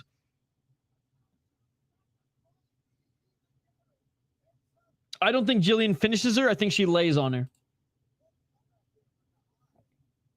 Holy fuck. I don't even know if that hit the chin or the body, but it took him out. Dude, Poland can't buy a win today. It didn't hit the chin. It hit his ribs. Dude, it might have broken his ribs. Then he ate a couple shots. Couple shots to the back of the head, but this is KSW. I think it was right under the pec. I think he might have broken a rib there. It was right under the, it was like right under the pec. Like, so right where the rib cage is for most people, right? Sternum. A freaking sternum KO. I gotta brush up on my anatomy, but Nahaye won via flying knee TKO, or flying knee that led to the TKO. Damn. I thought he was up 2 rounds. I thought Poland was going to take this one. But anyways, what I was trying to regurgitate out there was that Grosso's rise to the title wasn't anything special. She looked good against Valentina in 2 out of the 3 fights. I'll say that. Whether you think Valentina won the second one or not, both of them looked good in that one. Whereas you look at Jasmine Jasudavicius at 125, beaten way better opponents. 2 out of her last 4 wins were against solid gals, and she decimated the other 2, right? Like, made it look easy. I can't even talk about the Priscilla Cachoeira fight without YouTube demonetizing me. That's how much of a near murder it was, right? I would say that Jasmine beat Cachoeira worse than Valentina beat her. I will confidently say that. And then you have those like Silva, Natalia Silva, who has beaten better opponents than Grosso did on her rise to get the title. So I like this one. I like this matchup. Pay-per-view, KSW.TV pay-per-view. I think the second Valentina fight and its scoring left a bad taste in my mouth, even though it's not really her fault. I think it was close. I do think Valentina won. I think I went back and forth when I was covering it live, but I don't think it was a highway robbery. I think most of the MMA community, actually, the MMA community split on that one as well. I think most lean Valentina, but I've seen way worse decisions in title fights than that.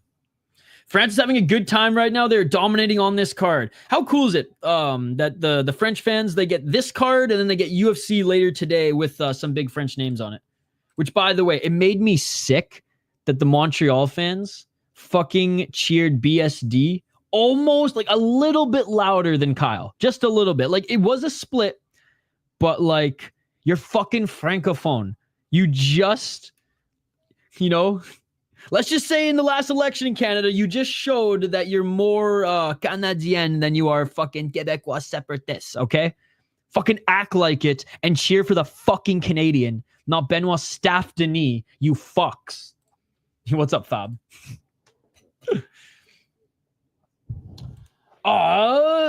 Pretty soon, we got 4 more fights, or 3 more fights. It's a small card here today. But we got 3 more fights, but probably like a 20-minute intermission. I want to say before the co-main event.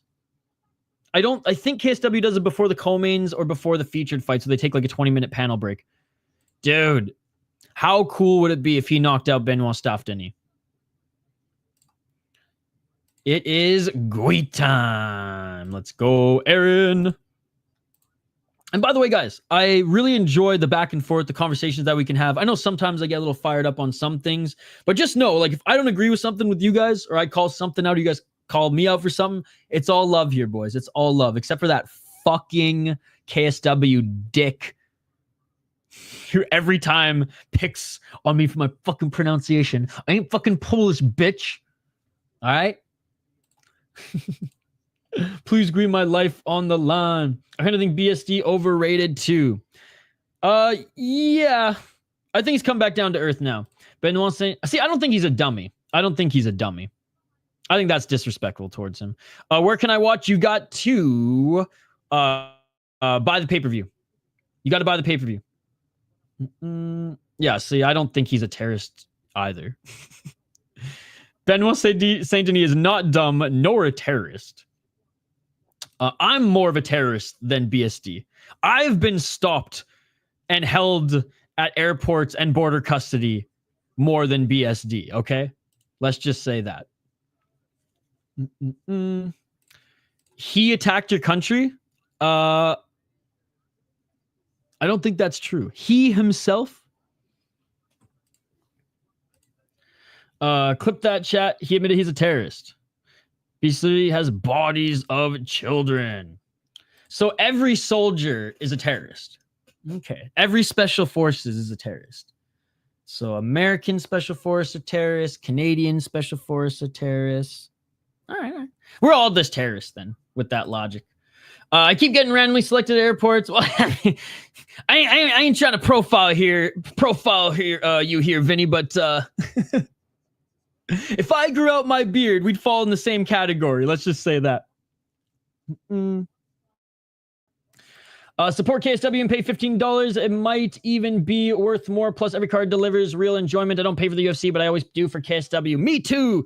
Me too, Leslie. Me too. Well, and that's fair. But so you just hate French people just in general, right? Yo, Amberly, thank you so much for becoming a member. I don't judge the person based on their skin color or where they're from personally, but I get it. I get it, especially if you're from that region. But I don't personally think he's a terrorist. But just like I'm not a gambling expert, I ain't no history expert. You guys are the experts. You guys are the experts. I think someone mistook BST for Tim Kennedy. Amber Lee. France stole the resource from my home country, Libya. And BSD did it single-handedly. Aye. Good to see you, Amberly. Good to see you.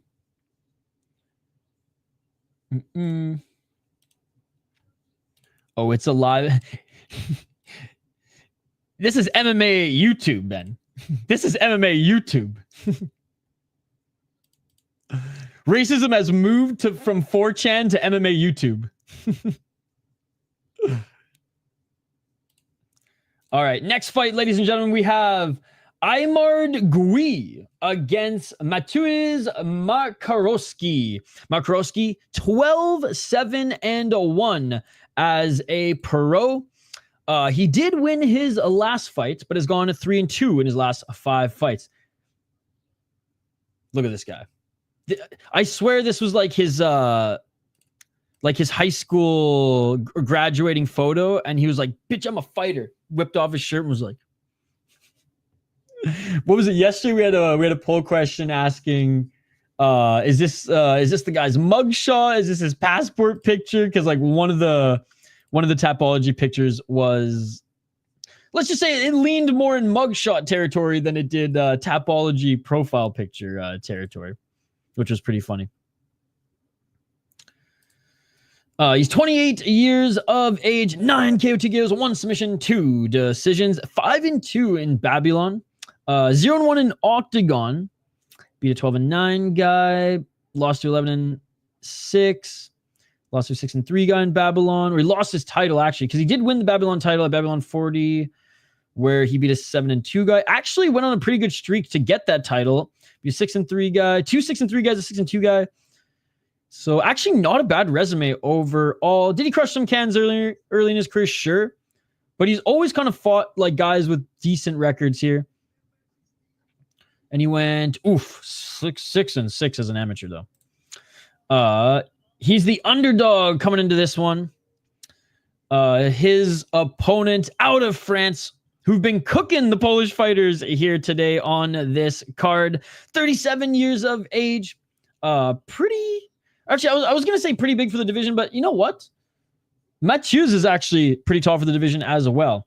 On a 3-fight win streak, 19-13-1 as a pro, but 4-1 in his last 5 fights. Impressive, if you ask me. 7 submissions, 9 decisions, 3 KO TKOs. He's 2-0 in KSW. Went 1-0 in Bellator. He's the Hexagon champ. Where else did he win belts? Hard Fighting Championship as well. And he's fought some really good guys throughout his career. That split decision win against Barrio was really impressive.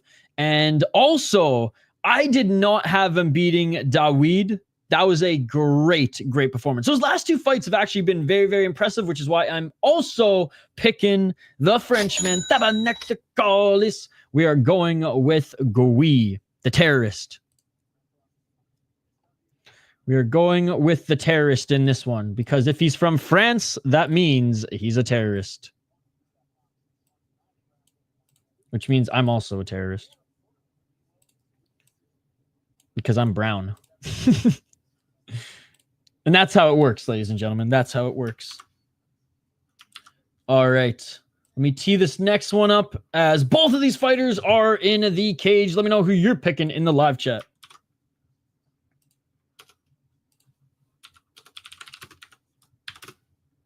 Here we go. Poland at least needs one win, right? Like, even Brazilians who gets thrown to the wolves in ACA, they at least get one win, right? They at least get one win. More like a light beige. Still on the government watch list. Oh, I know why you hate France. I don't know why you hate just random French guys. You know what I mean? I'm just listening to this one. Like I said, fair. Like your hate towards France and what they did, sure, but just like that guy's French, so I hate him. Like, say Canada did something bad to you, you'd hate me just because I'm Canadian, even though you know. but I'm a terrorist. I'm a terrorist. And you also hate Poland. They're terrorists as well. Everyone's terrorist, ladies and gentlemen. Everyone's terrorist. Oh, walking out with, was it the Black Panther mask? I never saw that movie, but I heard it was pretty good. Mr. Worldwide, Pitbull, actually. He's also a terrorist, actually. He's also a terrorist. He looks like a high school SoundCloud rapper. He looks like Slim Jesus. This guy? Yeah. He does kind of look like a SoundCloud rapper. That's funny. Oh, yeah. Hey, the dogs have been barking here tonight, so maybe leave it to the Polish underdog to get it done. We shall see. We shall see. We win in Black Panther. Let's go. I heard it was a good movie. I don't like Marvel movies, so I didn't watch it. I bought the pay-per-view. KSW.TV pay-per-view. Only $15. Only $15. All right. And guys, we're making actually pretty good time. We're making channel 7. I have almost zero problem with people of different countries. However, I dislike most governments. Amberly, thanks for re-upping your membership, by the way. Look at that. Amberly's back. Amberly's back. And a big shout out to Ben as well for the $3. $6. Thanks so much, Ben, for the $6 as well. Guys, if you're getting sick of KSW right now, if you're like, man, I've already had my PFL fix, I want to make my UFC picks, check out my UFC picks and predictions. I went live before this, and I swung on a few underdogs. I swung on a few terrorists. But we'll see. I'm either going to do really good on my UFC picks this week, or I'm going to be absolute dog shit. Today I could give two fucks about PFL. I will catch up on it and watch it tomorrow. I'm just focusing in on KSW right now. I have no idea when Paul Hughes is going to fight. I'm excited to see him fight, but I'm not going to watch it until tomorrow. In countries like US and Canada, going off pure statistics, I'm also terrorist as a young adult white man committing almost 85% of mass shootings and terror attacks in countries like US and Canada. Favorite animal often noted being part of unprompted child attacks. Ooh.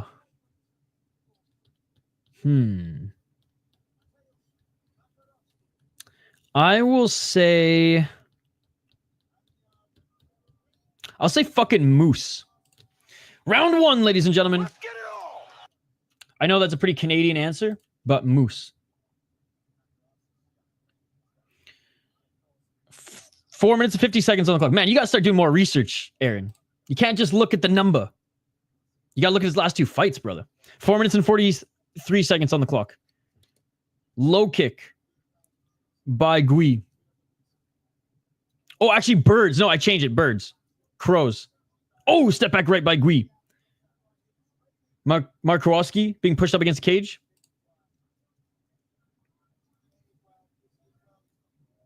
Four minutes and 22 seconds.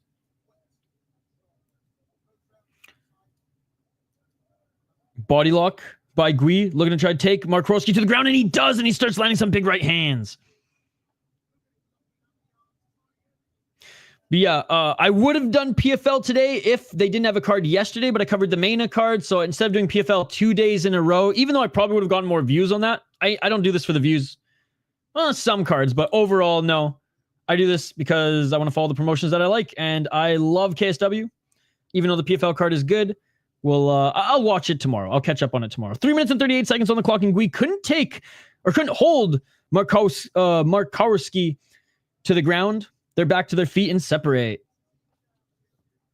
Let's go, Guih. Come on. Oh, a nice side kick by Guih. 320. Guih. Light on his feet, but being pressured backwards as Makarowski is pretty big for the division.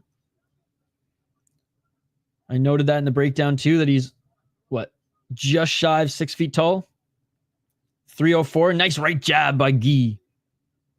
It's funny, Guih in Quebec French is G-Y or G-U-Y, like guy. Like Guy Boucher, right? Oh, big left hand by Guih. International Fight Week should be headlined by Little Timmy and Rainbow Kisses 170-pound Pitbull, not Mr. Worldwide. 2 minutes and 38 seconds. Despite walking forward, Makarowski's getting hit with some counters, and clinching here is Guih as he pushes Makarowski up against the cage. Does Guih have any cardio issues? Not that I remember. 2 minutes and 21 seconds. Nice right jab by Guih. Yeah, Ben, I got to get on that train soon too. Oh, nice body kick by Guih. I won't have enough time between KSW and UFC, I don't think. So what, UFC starts in 2.5 hours? And we got 3 more fights left on this card. I could see this card going another 2 hours. Hey, dude, I have to give a shout out to the man, the myth, the legend, Diego. Hey, we've missed you, brother. For those who don't know, Diego's one of the first subscribers ever to the channel, cut under the right eye of Makarowski, by the way, right above his cheekbone. He's cut there. He's bleeding a little bit. Nice takedown by Guih. Diego is one of the OG subscribers. Diego watches more mixed martial arts than all of us combined. He's an absolute beauty. And I just want to say shout out to our friend Diego here. Oh, looking for an armbar here from the bottom is Makarowski. Looking for an armbar. Makarowski. And getting out of it is Guih. Guih right into full mount. He was like, bitch, I'm going to land some big elbows now. And he does. Back into half guard. But he's modified half guard, side control. He's postured up, landing elbows right now. And now Guih's looking for the rear naked choke without even a hook in. Just cranking on the neck. Makarowski looking to reverse here. But yes, I love watching GSP short clips, bro. He's a GOAT. Life story for sure. Whenever I watch GSP, he makes my day and makes me laugh. And he's funny as hell. Yo, shout out to Diego. Looking for the rear naked choke again here. Guih not even getting any hooks in as he attacks the neck. 39 seconds on the clock. The SoundCloud rapper looking a little wrapped out right now. It's my last leg for the KSW Tell UFC. Let's go. Making some seasoned wedges. God, that sounds amazing. Are you intoxicated? I'm not impressed by your performance. I'm cleaning and cooking while I listen. Someone just got brutally flatlined in PFL. Like again today. I can't even hate on PFL in 2025. The PFL's put on excellent cards in 2025. I just didn't want to go 2 days in a row. And I didn't want to shun this this beautiful KSW, short but sweet KSW card. Oh! Rolling Thunder! What the fuck? Makarowski did a jumping Rolling Thunder from across the cage. He missed by a long shot, but that was crazy. Nasty. Actually, not that bad of a cut, but he's got a cut under the right eye. Guih winning that first round. Let's go, Guih domination. Diego. Oh my God. Last sober thought. If you ever only drink coffee to make yourself poo, because I do. No, but when I do is the only time I really smoke tobacco. I'll mix some tobacco with the cannabis and have a coffee black, and within 10 minutes, flushed. Damn, Ben. Hey, I hope you have a great day, Diego. I hope to see you again in the UFC stream later. Hopefully, Guih can do this for another 2 rounds. You're a funny lad. Yo, shout out to Leslie, by the way. Huge KSW supporter, much like myself. Dude, it's true, though. Nicotine and caffeine combo right through you. Well, my hot water heater has leaked and not worked right now, so I got to clean up and call maintenance. Oh, I'm sorry to hear that. Amberly, I know how much of a bitch it is to deal with fucking hot water tanks. I hope the rest of the weekend goes smoothly and you can take care of it sooner than later. At least book the maintenance sooner than later. Let's get it on. Round 2, ladies and gentlemen. Still on the front foot here is Makarowski. He's still the one pressuring, but Guih has done an excellent job on the counters. You don't like to drink beer while watching fights? I've just been trying to drink less in general. I had a beer last night. I'll probably have a beer later, but I've just been trying to drink less in general. So even beers, I'm going more for lagers, lighter lagers than IPAs and stouts. Nice right hand by Guih. Another left hand by Guih. I don't think so, Jonathan. I couldn't find it on the main ones, but I always just buy the pay-per-view because it's worth it. It's only $15, and we're supporting KSW, which is awesome. 4 minutes and 10 seconds on the clock.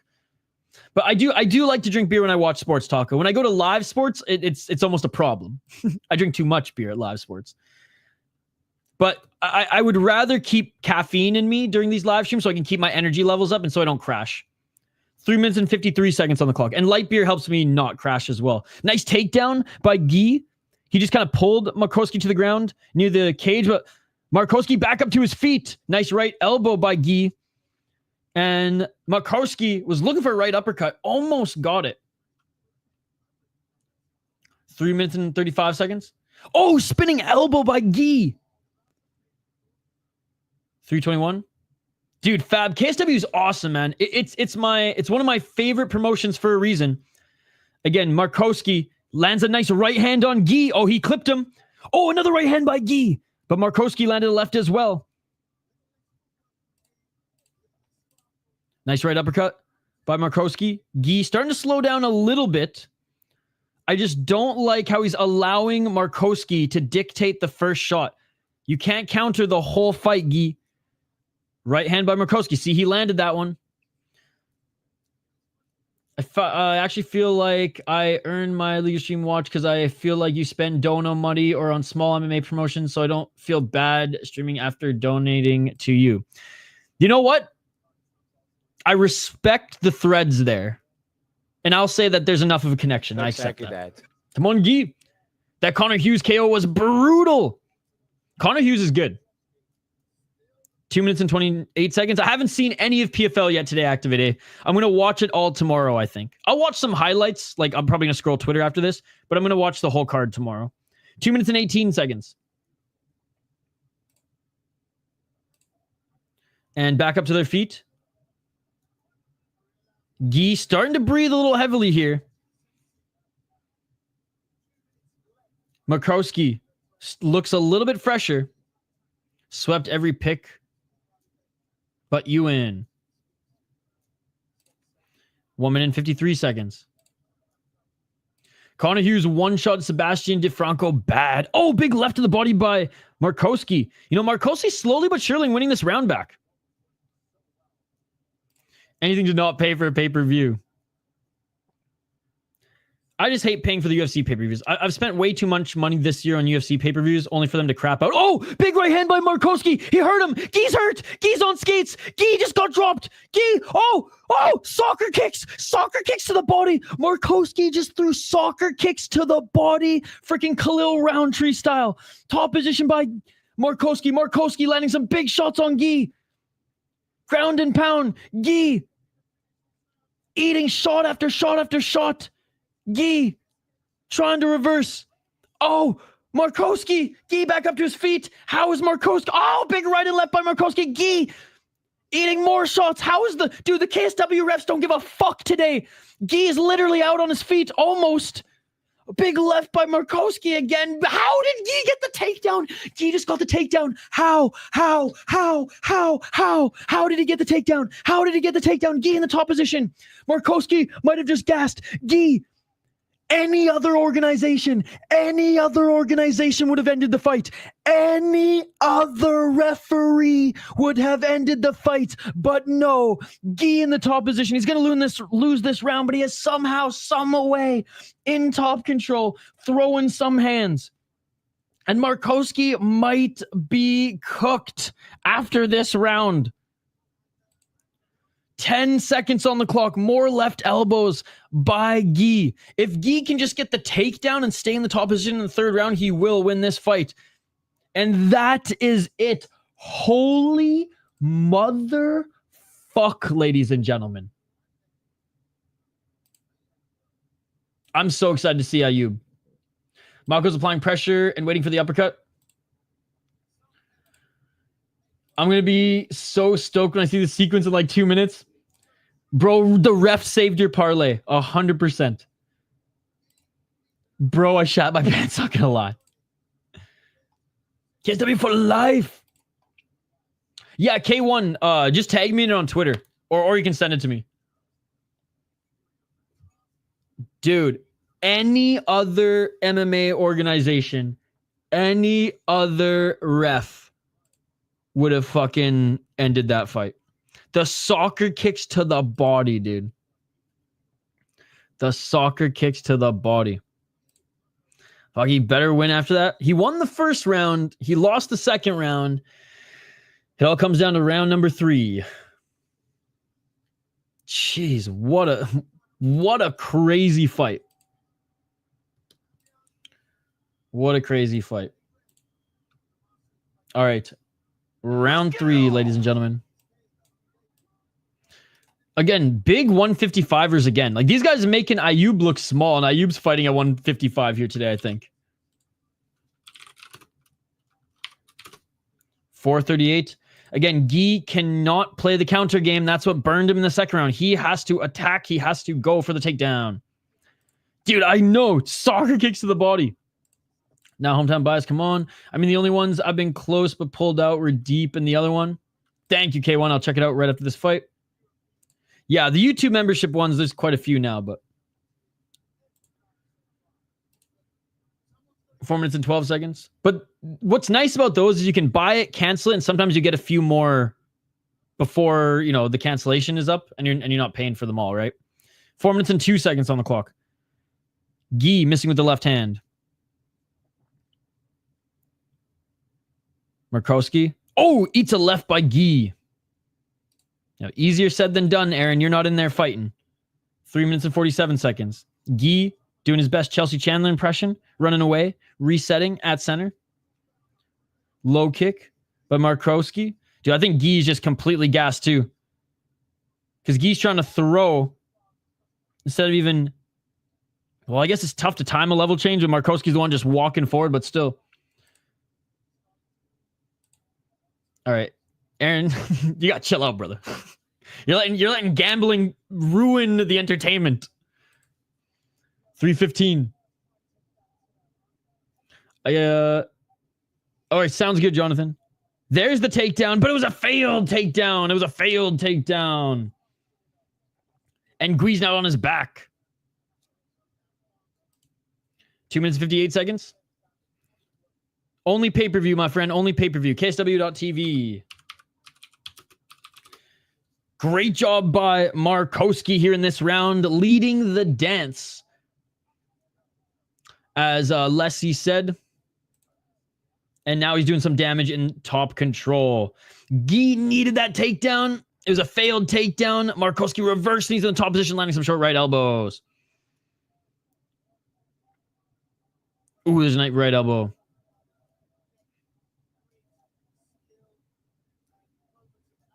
Don't bet 500s on favorites, man. I don't know why you're betting on favorites anyways. I told MMA Holes, you're my favorite MMA channel, and he said it in his live stream. Hopefully that got your name out there a little bit. Yo, shout out to the MMA Holes. Don't be an a-hole. Be an MMA hole. I love Moss and the gang there. I'm feeling a little freaky after this joint. Aaron's been betting on a lot of the big favorites here tonight. It's near to be dead for Guih. Guih on his back. Makarowski on his feet. He's going to invite him back up to his feet. This is the battle of mids. $500 because of a Tapology picture.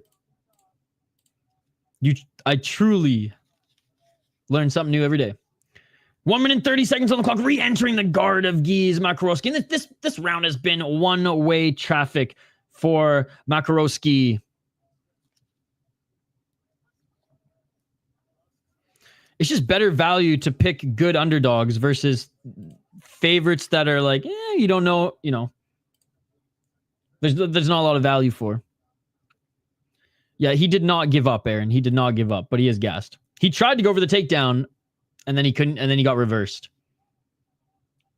56 seconds. Yo, Aaron is the new Hank the Tank, I swear to God. His pick gets wrong and he starts shitting on the fighter. Someone for sure tried that link. 45 seconds.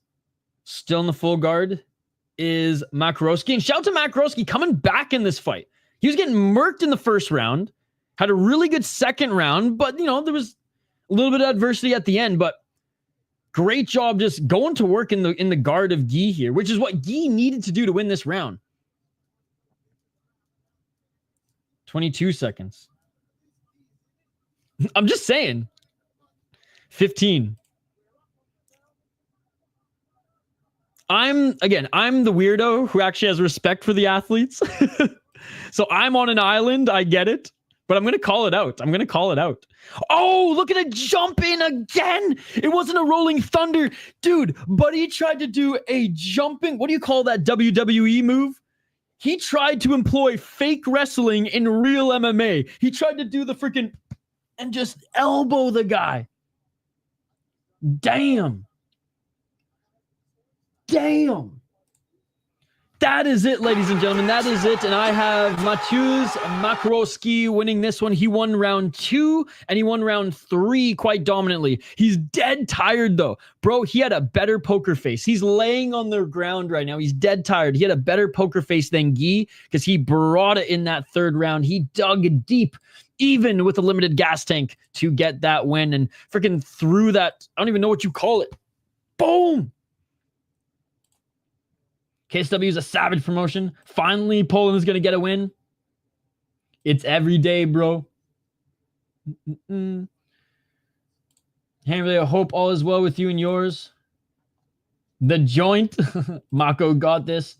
Sick promotions. The refs do not give a fuck. Every single ref in KSW is Christiani. I only got one play on KSW. On the KSW card, had Wako, who won, and Ayoub, who's next, plus 105.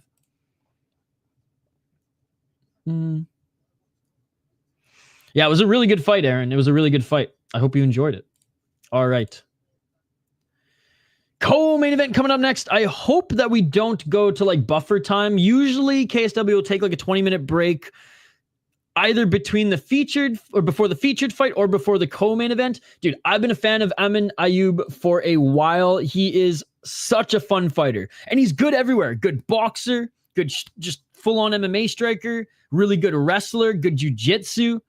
I do think if he was signed to the UFC and had the UFC PI training and nutritionist, he could probably be a savage 145er.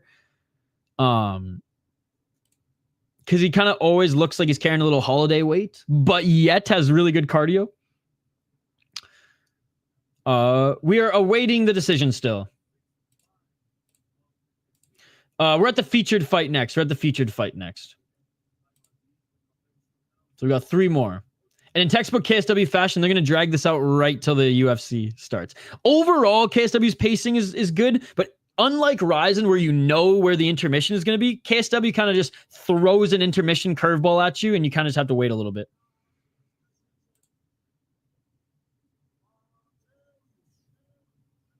And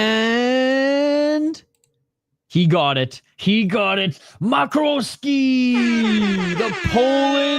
The Poland has a win on this card. Oh, no, sorry.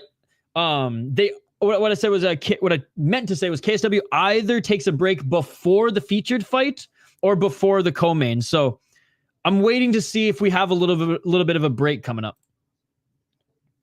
This post was very fun to see. Finally, we get a win from the Polish fighter. McGrillen time. Those rise and breaks are the king of intermissions. I do like how they do make announcements, but if I was watching it at home, it's whatever. Like at home and not streaming it, then I'd twist one up. I'd do a couple push-ups. I'd maybe take a quick nap. Maybe brew some more coffee, depending on what the vibe is, what I'm feeling. But when I'm streaming, it's like if I don't have Gravedigger Jones to jump on with me, I'm fucked. Poland. Let's go. All right. Again, reminder, guys, my UFC picks and predictions video is up. If you want to check it out, here it is. Sorry, I didn't have enough time to put timestamps in it. I had to jump right over to the stream right after. It's not an excuse. I fucked up. I was late again. It is what it is. But check them out if you haven't already. Check out the stream if you haven't already. And my UFC stream will be up soon. Like, it's already ready to go. I just have to make it public. And I just don't like doing that during other streams because YouTube's weird and they don't understand the difference between fight companions and people just posting illegal streams. So the last couple times I've had the UFC stream up, someone has reported my channel and I've gotten just dinged because that was up there and UFC bots think that it's a real stream. And then I had to like contest it and everything was fine. It was just a headache that I don't want to deal with again. So there you go. I picked Bilal, but I'm rooting for JDM. Much like I picked Shevchenko, but I'm rooting for Manon. They really set McGrillen up for an easy KO win against this vet opponent. I'm glad I have to do my picks. Glad you said that. All right. Featured fight here. We have, I think, a catch weight at 160 pounds. I'm pretty sure Ayoub has been in a few catch weights before. That's the thing. He just needs the UFC PI to help sort out his nutrition. And he's going to be one of the most dominant 145ers. Maybe not one of the most dominant, but he'll be a dominant 145er. I'm rooting for Bilal. I like him since his fight with Lyon. I like him enough to pick him. Bro, I'm doing my picks on UFC 5. Yo, shout out Masters J. Good to see you, buddy. How are you doing? It's weird because I took last week off streaming, right? Or last weekend off streaming. I streamed a little bit on Tuesday and Monday, but that wasn't a weekend. I hate Bilal so much. I got to give him credit where credit is due. His striking's gotten a lot better. Not enough to be able to outbox JDM, though. And his wrestling is fucking elite. And his back control is really good, too. The fight hasn't started yet. But thank you so much for joining. Yep. I will be live. The stream's already set up. I just have to make it public, and I'll do that in probably an hour. I'll do that during the last fight on this KSW card. We have 3 more fights on the KSW card. All right, I'm just waiting to see if they're gonna take a break. I'm gonna make a quick coffee. If they're not gonna take a break, we'll dive right into the breakdown of this next one. Again, big shout out to everybody in the live chat here. Appreciate you all. Don't forget to smack that like button. Smash that, whatever.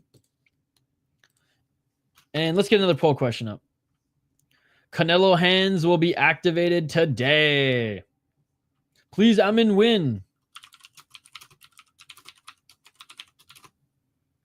I'm just waiting for JL to pop in the live chat. That's all. I miss JL.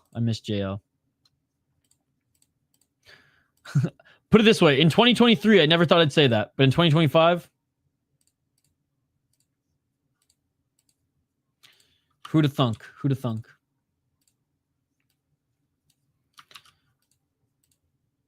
All right, we're still just seeing highlights from the last fight. Not sure if we're going to have a break yet or not.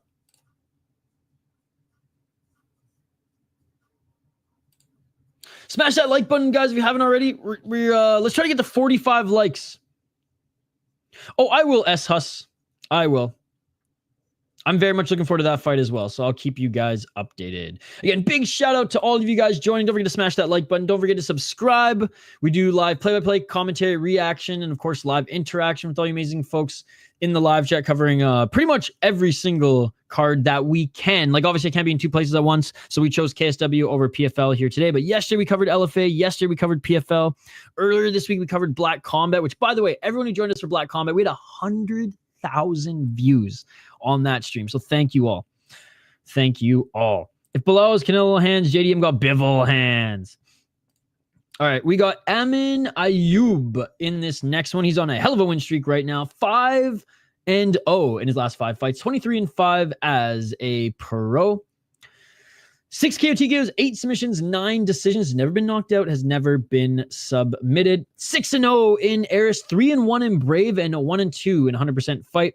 Great win against Pedro Souza. Great win against Estabili Amato. Great win against Odella. Good win against Mansour.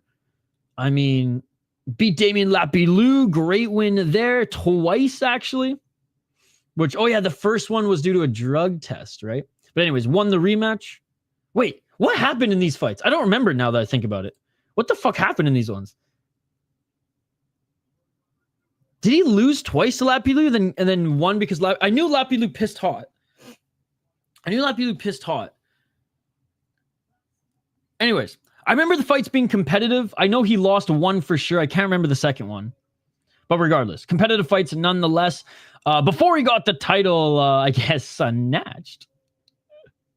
No, in Brave, he actually fought some really good guys as well. Lost to Amir, who's continuing to have a pretty good mixed martial arts career. And speaking of Ayoub, he's making his walk out now. Yeah, for some reason, I remember the first fight. I don't remember the second fight. But I do remember him being competitive in it, regardless. Overall, a really good resume. Took steps up in competition earlier in his career. Yeah, would he crush a can here and there? Yeah, when he's fighting in like Fight Night series. He did go over to Octagon, which was cool. Won a belt in UAE Warriors against really good guys. Won a belt in Brave. Kind of won the belt in Aries.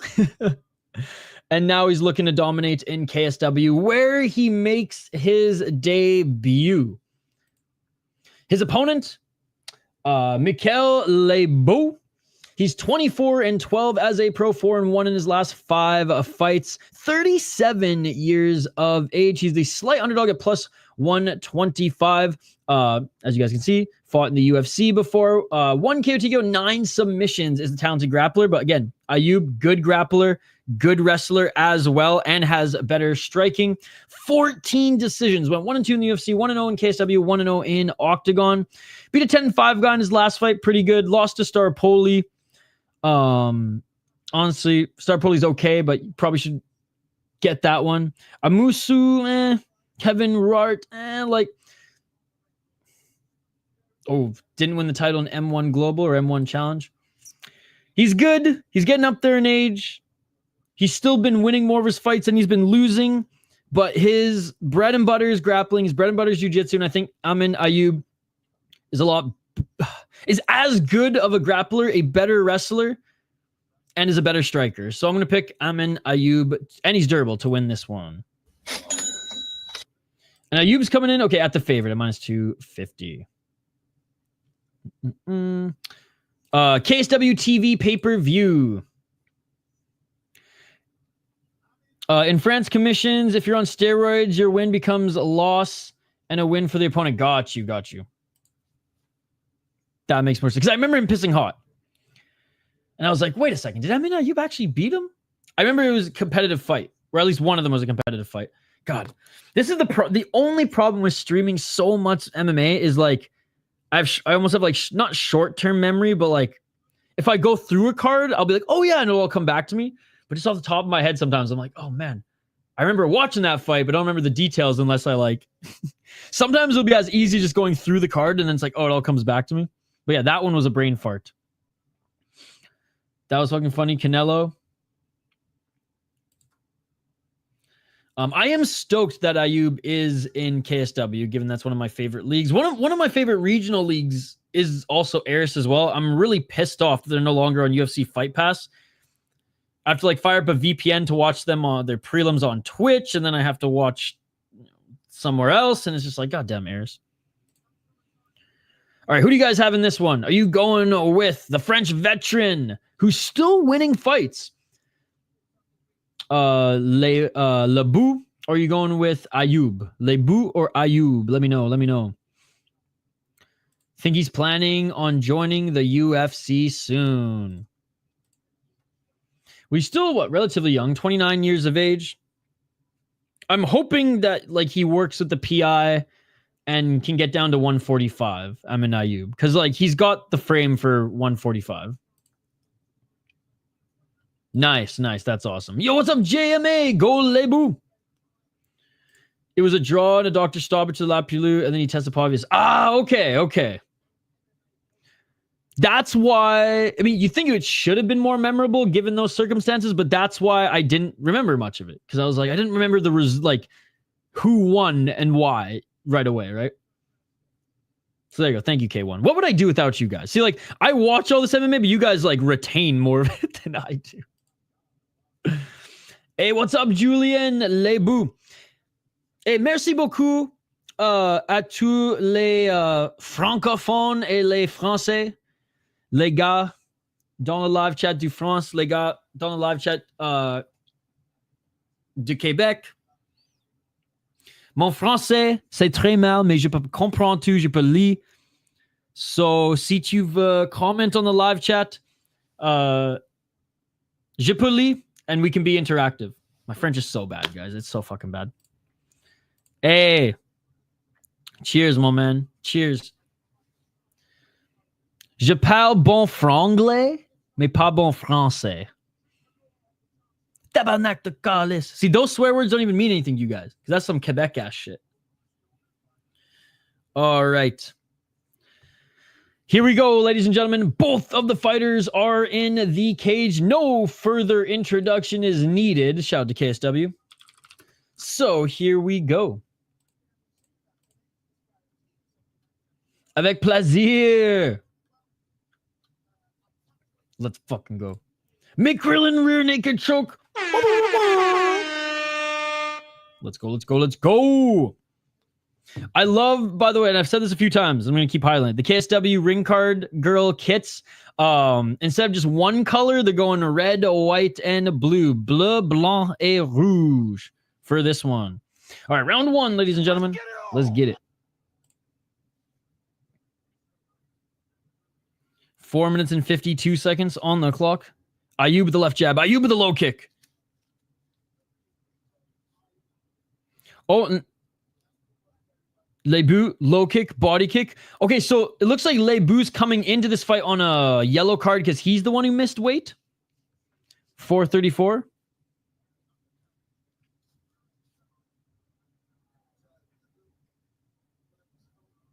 Lebout swing and miss with the high kick. Low kick by Ayoub.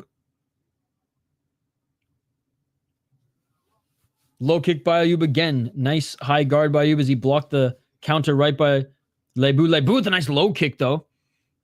Ayoub didn't like that. Nice left jab by Ayoub.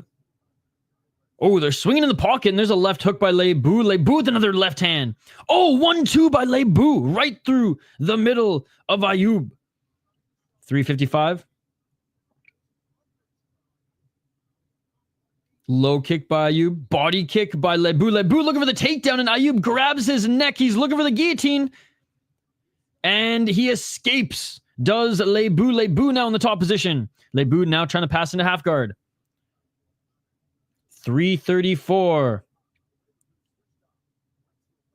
330. Ayoub almost grabbed the cage there. Elbows from the bottom. Oh, one of the toes was in the cage. Cut it off, ref. Cut it off. 3 minutes and 21 seconds. Ayoub with some elbows on the bottom. Get those toes out of the cage. All right, now he's just pushing on it. Oh, nice right elbow from Lebout. Lebout trying to pass into side control, but Ayoub, he's good off his back. Let's see how good he can...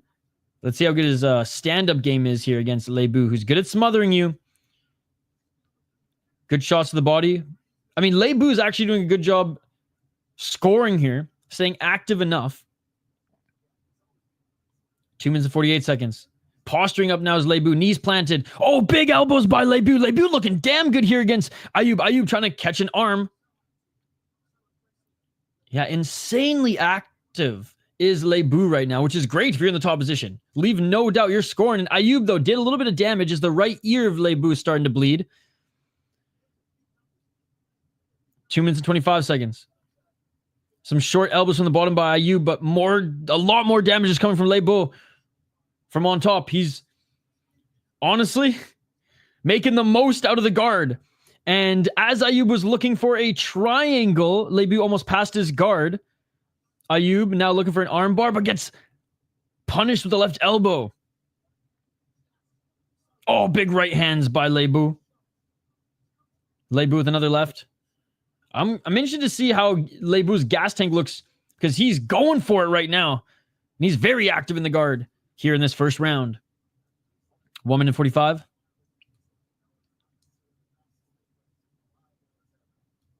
Still in the full guard. Again, Ayoub, good from the bottom, not allowing Lebout to pass his guard with ease. And oh, there's a nice elbow there from Ayoub from the bottom. 130. Look, if this round continues to go like this, Lebout will win the round. But Ayoub actually did some damage from his back too. 1 minute and 15 seconds. Left elbow from Ayoub from the bottom. Right hand by Lebout. Lebout. C'est Lebout! 1 minute and 10 seconds. French hockey commentators, though, are awesome. C'est Lebout! C'est Lebout!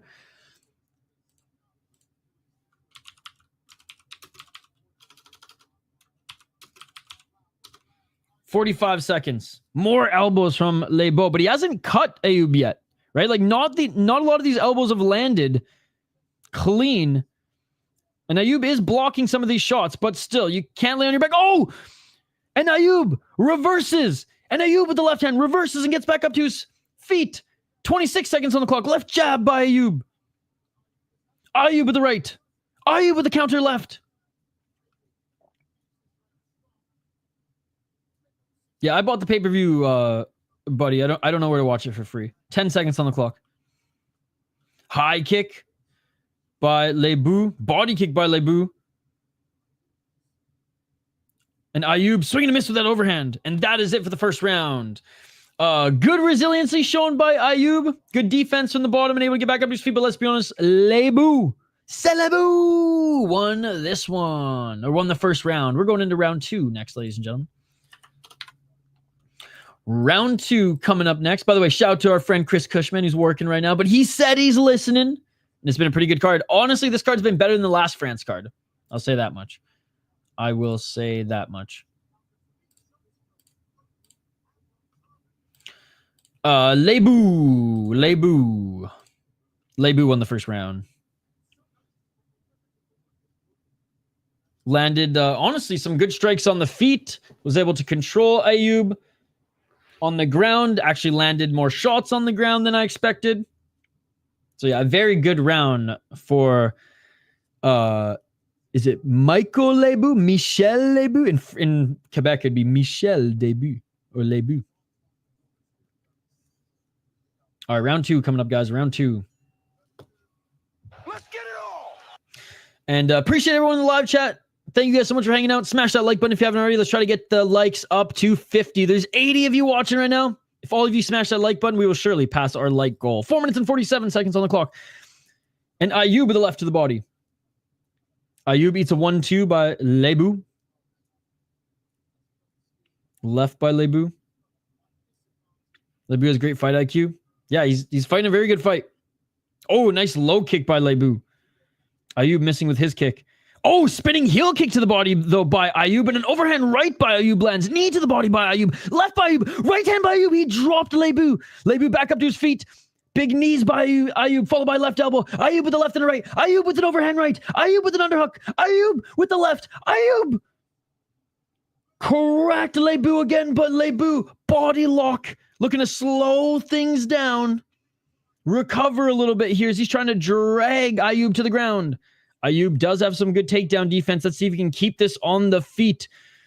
And he falls to the ground. Ayoub now maybe looking for a guillotine, but not in a good position.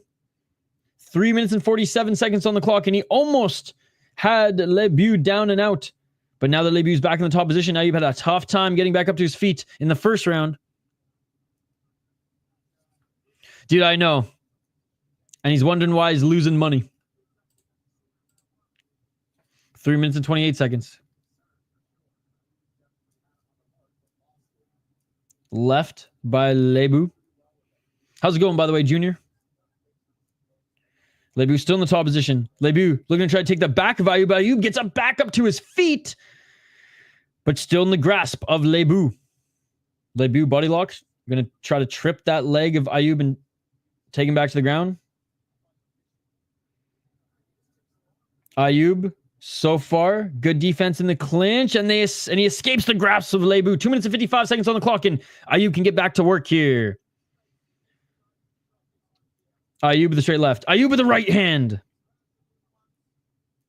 Ayoub eats a left. Ayoub with a straight. Left as well. 235. Oh, Ayoub with the right. Oh, Ayoub eats a big right by Lebout. He eats another one too. Lebout a gagné le premier round. 2 minutes and 19 seconds. Ayoub loses his mouthpiece. We reset. Mais Ayoub maintenant gagne le deuxième round. 2 minutes on the clock in round 2. And Ayoub with a nice right hook. Right hand by Ayoub.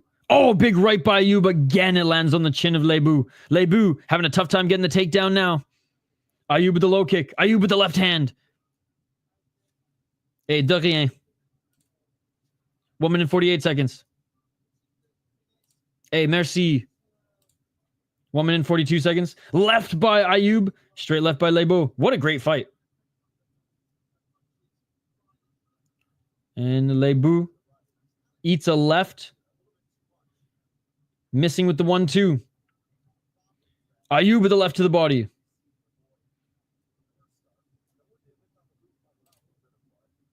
Hey, de rien, mes amis. I'm excited. Je suis excité. Is that right? Je suis happy to have all you guys here. 1 minute and 4 seconds. Nice knee by Ayoub as Lebout looking for the takedown again.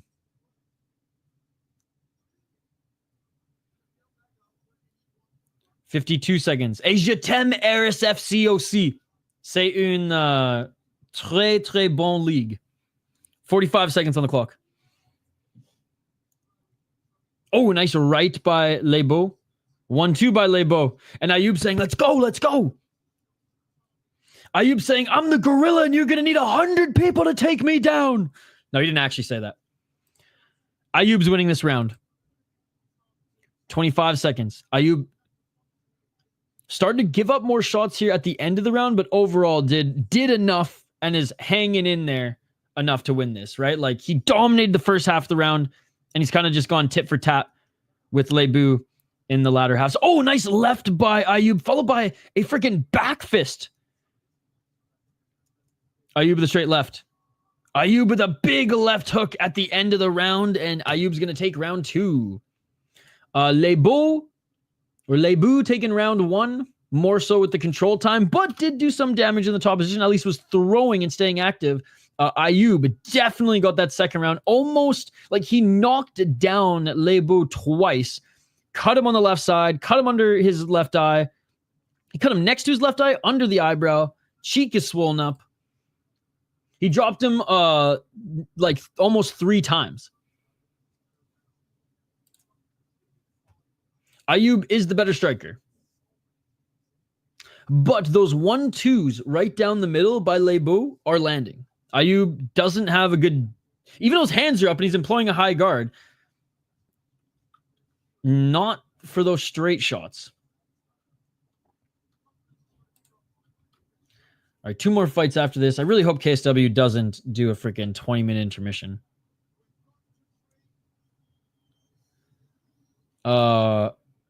I think so. All right, round 3. I don't really listen to Kanye West anymore. The only albums I liked were the university / college inspired ones. I honestly think all his other albums are shit. Well, there's 2 after I listened to and I didn't like, so I just stopped listening to him. Round 3, ladies and gentlemen. Hasn't fought yet. Buy the pay-per-view, cheap ass motherfucker. What's up, Charles? 3 minutes and 31 seconds.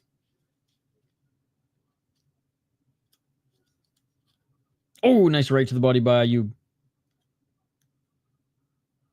Ayoub missing with the right hand, missing with the jab. Low kick by Ayoub. 4-14. Left hook by Ayoub. Should I play the new song live on the channel? 4 minutes and 1 second. Let's take bets to see how long it will take for YouTube to shut down my channel. 3 minutes and 53 seconds. Not because of copyright, but because of the content of the channel or of the song. 3 minutes and 47 seconds. I'm going to say no more than 15 seconds. 3 minutes and 42 seconds. Ayoub with the left hook. Low kick by Ayoub. Left and a right by Ayoub. The winner, recuperate 80%. So yes, I have heard the song. I thought it was just an AI prank at one point, but yeah, fuck Kanye West, dude. That guy's fucked in the head, man. 3 minutes and 18 seconds. For so many reasons. Makes shitty music. And is fucked. 3 minutes on the clock. Nice left by Ayoub. Nice right by Ayoub. Again, I'd like 3 albums. 3 albums. That's it. 252. Right hand by Lebout. But Ayoub still throwing it. You know what? Shout to Lebout, man. He's eating the bigger shots, but he's still in this, throwing hands in the pocket. 239. Left jab. Yep. 230. George Bush does not care about black people. 2 minutes and 23 seconds.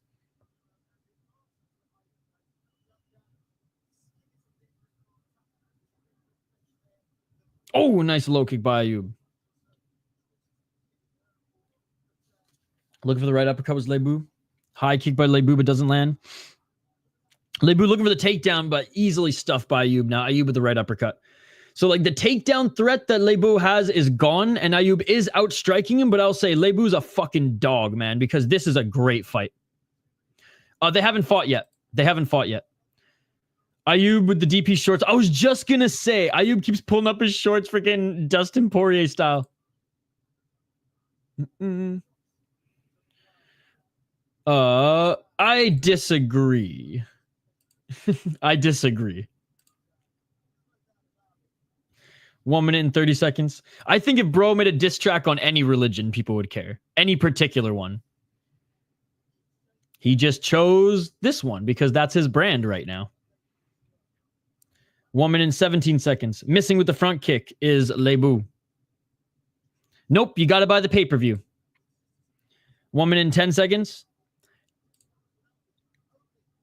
Nice left by Ayoub. Yeah, Ayoub's winning this round, but I'm giving all the credit in the world to Lebout. Look at his face. It looks like he's was just part of a slasher movie, and the villain just cut up his face a few times, and then threw him in a cage to fight. Big right hand by Ayoub. Left by Ayoub. 49 seconds on the clock. Lebout eating big shots. He's on the back foot right now. He can't even see out of the left eye. Ayoub pointing at the center. And honestly, Lebout, he's down. Lebout with the left and right. Lebout with the 1-2. Ayoub with a 1-2 and shot to the body. These boys are scrapping it out. 30 seconds on the clock. 28 seconds. They each eat a 1-2. Ayoub with the counter left. 22 seconds. Dude, Lebout's a fucking dog, bro. 18 seconds. Fight of the night so far. Oh, big left by Ayoub.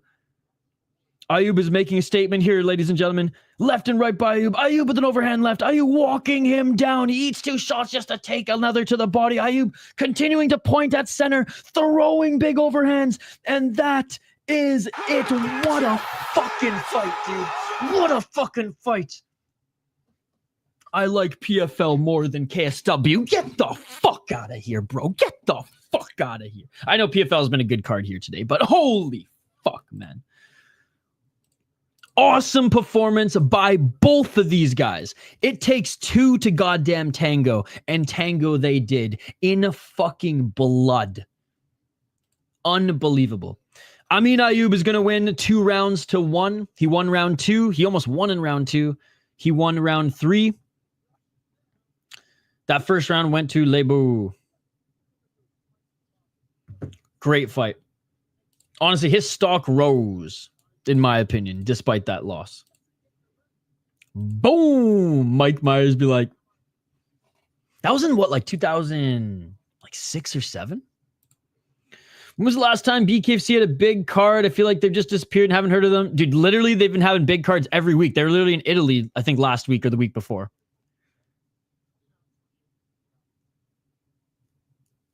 Just because Mike Perry is on the card, or not on the card, doesn't mean it's not a big card. They had Kamosi on the last card. Former, Ultimate Fighter and UFC guy. I mean, for me, like, the only big BKFC cards are Knuckle Mania. Everything else is just another good BKFC card. We're awaiting the official decision.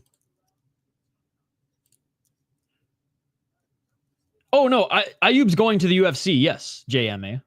He is going to the UFC. No, not a KO. Paul Hughes with a cool walkout, kind of like the one Connor did in Ireland. Oh, okay. It's not even that they, I mean, I wouldn't even say they suck at marketing. They're like UFC now, whereas like the BKFC fans know that there's a show every single weekend, right? Like there's too much BKFC for me to cover. Sometimes they do 2 in 1 week and it's like, bro, I love this shit, but I can't even rewatch it. I don't have enough time. They definitely market the Knuckle Mania shows, and obviously like when Mike Perry and UFC guys are on the card, we just hear more about it. But Hoptics, I think it's less on them and more that the MMA media talks about them more, right? When former UFC guys aren't on BKFC cards, the combat sports media doesn't give a fuck about BKFC, right?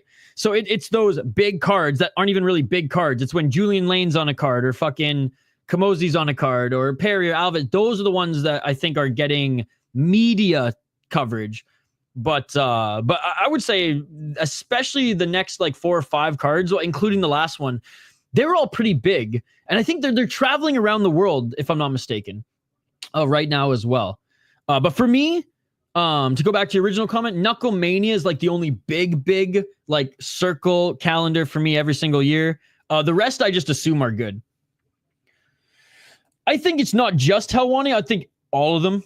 If anything, Helwani doesn't cover much BKFC unless Feldman comes on. It's more, and just the UFC guys, like Big Ben Rothwell. By the way, Ayoub won unanimous decision, 29-28, guys.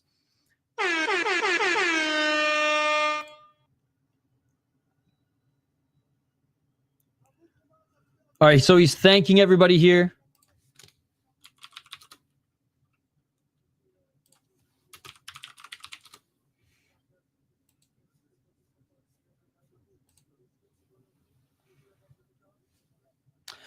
Today's BKFC card, I don't think it has any like former UFC guys or anything. But it does have a title fight. I think it's the middleweight title, which should be a good fight. The co-main event should be good. Honestly, the entire main card should just be bangers. Jordan Smith versus what's his name? Something Silva. That's going to be a good fight.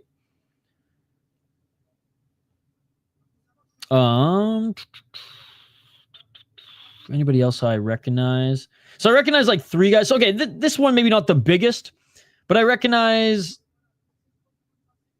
5 names. I've definitely seen, like, remember seeing 4 of these guys fight. I've seen Mike Richmond and Joshua Dyer fight a few times.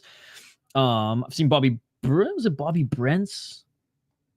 Yep, seen Bobby Brent's fight. I do think Ben Moa is going to beat him.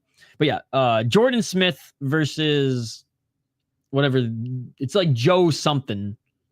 Silva. I think that one will be fun. Paul Hughes time, baby. You can find Kanye where not knowing when to stop is being explained. The crowd in the PFL is pretty solid, not gonna lie. Dude, honestly, guys, if there was no KSW right now, I would be doing PFL. I did PFL yesterday. I can't make you guys happy every single day. I know that. I thought you guys would be stoked that I'd do 1 PFL card this week, but apparently I chose the wrong one. Dude, when I started this stream, people were pissed. They were not happy that I was doing KSW. And I quoted one of my favorite sports radio hosts of all time. Shout out to the great Blake Price. And I quote, my show, my show, my show. The crowd in the PFL. Oh yeah, I read this one already. And again, PFL in 2025 has been amazing. Dare I say it's been spectacular? Dare I say it's been excellent, ladies and gentlemen? But it has. 9 times out of 10, the cards have been delivering. We've been seeing a lot more finishes. The elbows just add a real aspect to mixed martial arts, even to the unified fake rules that PFL still employs. Do what you want. Hell yeah. I'm just glad you guys are still here hanging out. And then this card turned out to have a big crowd. So I'm excited. Some people were messaging me too, not in the chat here, but like on Discord, being like, yo, you could have gotten way more views if you did PFL. I don't do this for that. Like there's some, yes. Like there's certain, like if Takeru's fighting on a 1 championship card, yes. 500,000 views, baby. Let's go. In the bank. But for the most part, I stream what I want to stream, man. If Deep was going head to head with the UFC, I would say fuck the UFC and I'd watch Deep and I'd get the 400 views from Deep versus the thousands from the UFC. Because Deep is the more entertaining promotion. Deep is what I enjoy to watch more, right? Need 4 fights from UFC tonight. Patrick is competing PFL Africa later this year. I'm excited to cover the inaugural PFL Africa shows as well. And honestly, they're getting a lot. If I'm not mistaken, there's going to be some EFC guys, Kamaru Usman's league. What is it called? AKA African Combat something, right? I think there'll be some fun guys coming out of that promotion. The Paul Hughes fight is very similar to the Salahdine fight. As the guy on the left, Keanu Reeves. Unfortunately, no. But he fought like Neo for a little bit. Patrick is competing PFL Africa later this year. Yeah, I'm see, again, like I can't believe I'm saying this, but I'm kind of excited to see the PFL Africa shows because of some of these feeder leagues that they're going to draw from. All right, let's switch up the poll question here. 54% of you picked Ayoub to win, and 54% of you were right. Yes, Joshua, it is called KSW.TV. You have to buy the pay-per-view. UFC's not on right now. S-Hus, are you suggesting that you want me to end this stream right now only to not cover the UFC? Bro, UFC's not on right now. The UFC's not on for another, hour and a half? Oh, I think he's retiring. Yep. Lebout is retiring, ladies and gentlemen. What a fight to go out on. What a fight to go out on. But yes, he is removing the gloves and he's going to leave them in the cage. What a great career by Uncle Lebout. What a career. And again, 24-13 as a pro, ended 3-2 in his last 5 fights, and a fucking war against an up-and-comer, Amin Ayoub. Well, there's 2 more fights. I'm picking Salahdine to win.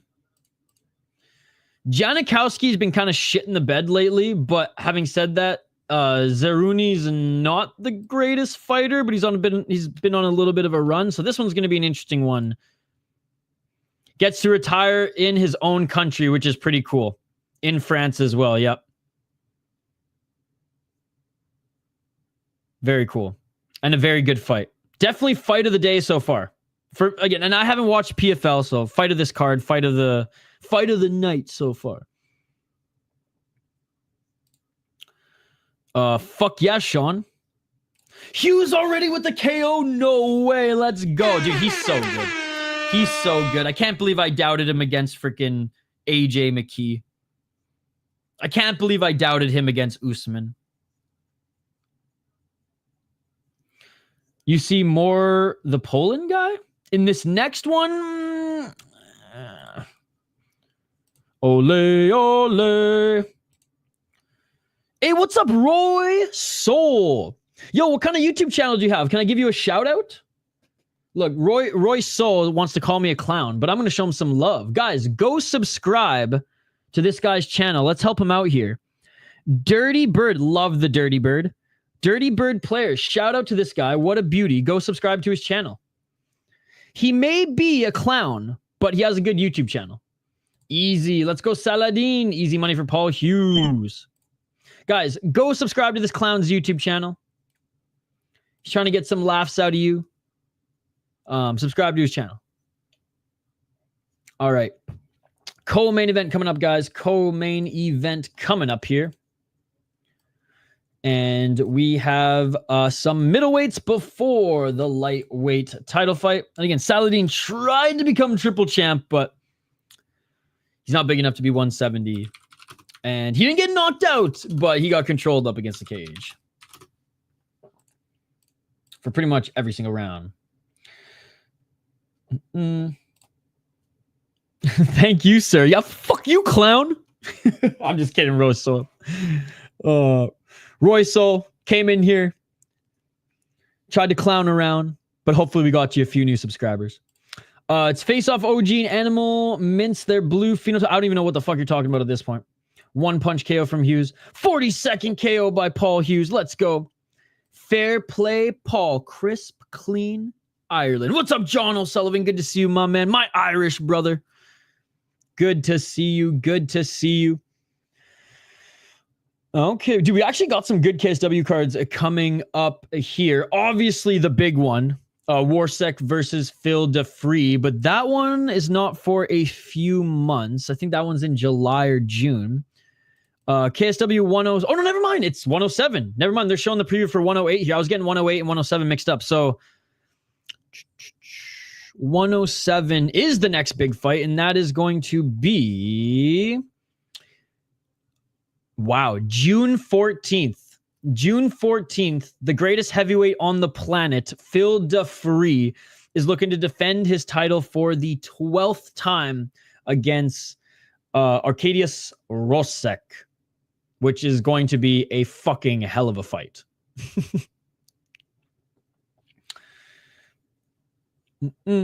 How much have I missed? We're on the co-main event. We're on the co-main event. You got to buy the pay-per-view. Don't be a cheap bastard. Buy the pay-per-view. It's only $15. Imagine being too cheap to watch KSW. Insane. Imagine resorting to streams crapping out for KSW and it's only $15.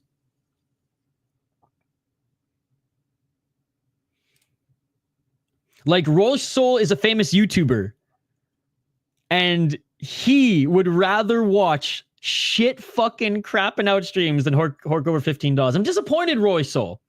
I'm disappointed in you. All right. Weird entrance. Weird entrance. Has Paul Hughes fight started? Honestly, it might be on one of those two, Roy Soul. In all seriousness, it wasn't on there for me earlier. I always do a little check, but I love supporting KSW. No, I keep it for me. Yeah, get him out of here. Paul Hughes already won. Paul Hughes already won. Yes, there is. Yes, there is. Again, guys, you got to buy the pay-per-view. Ooh, Joe Black is into some gross things, if that's what he's asking me for. Joe Black, reassess your life, my man. Reassess your life and get off that shit. I almost want to report him to the authorities.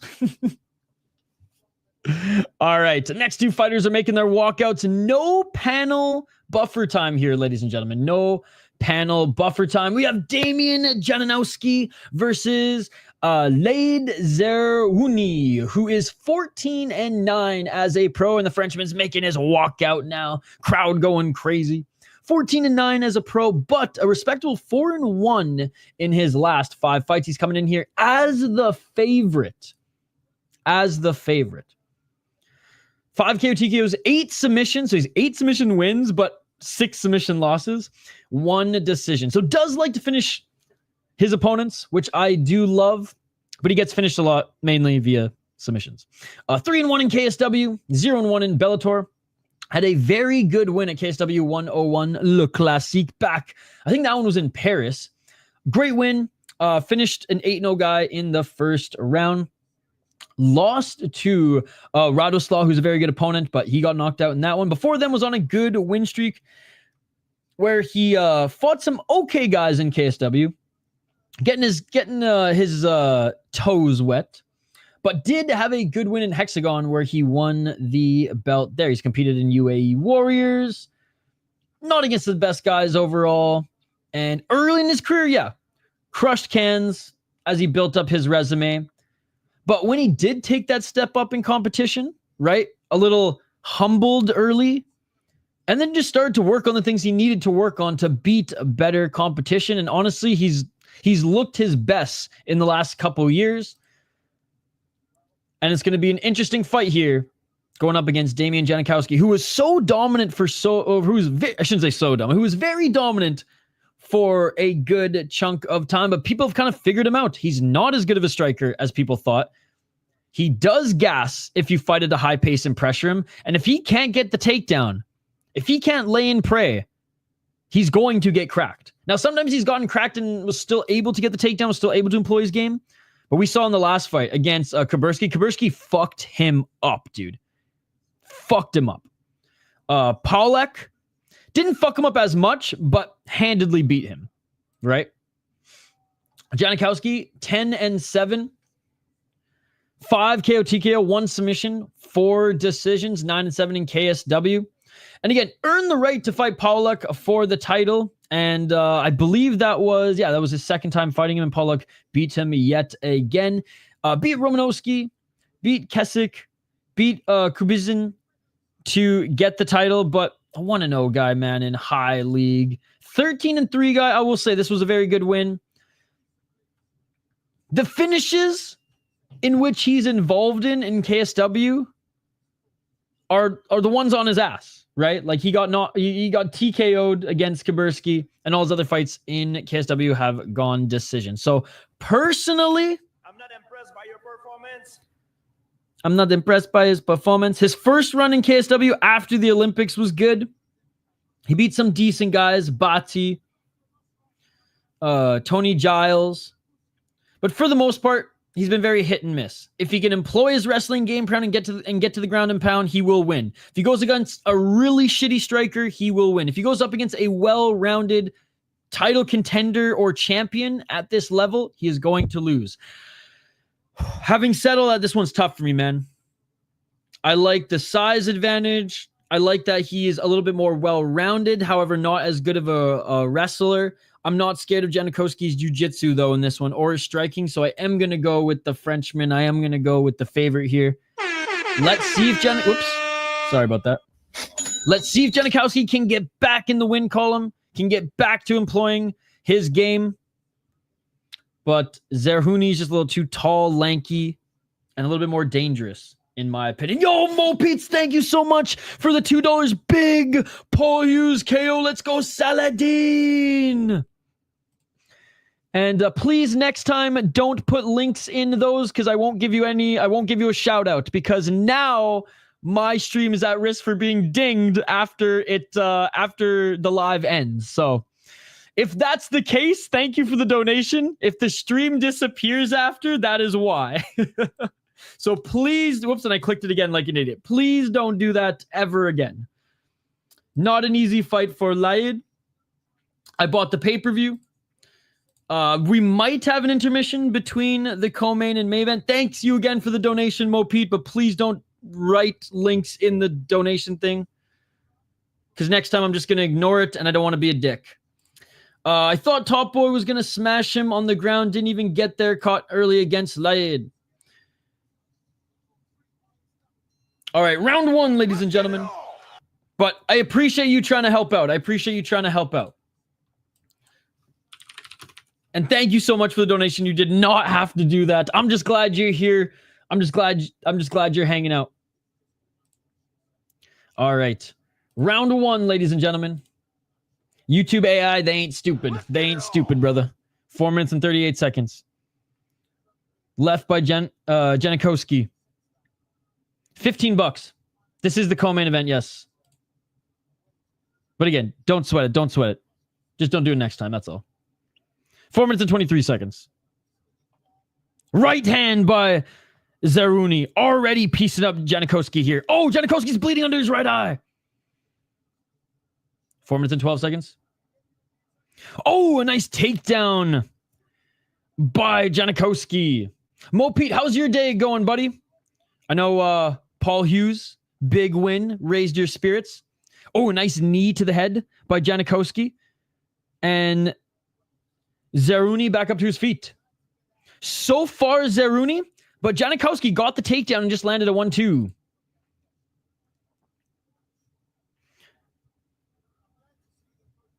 Three minutes and 40 seconds.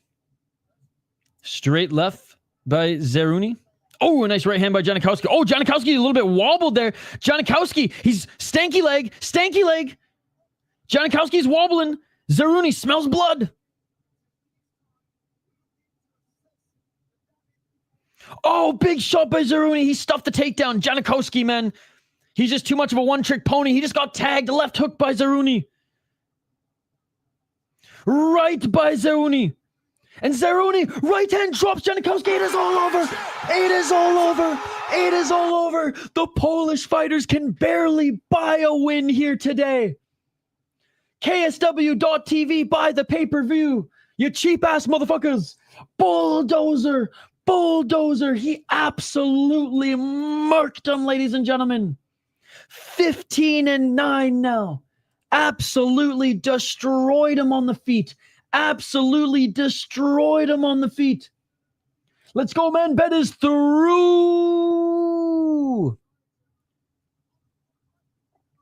Unbelievable. In front of his home crowd.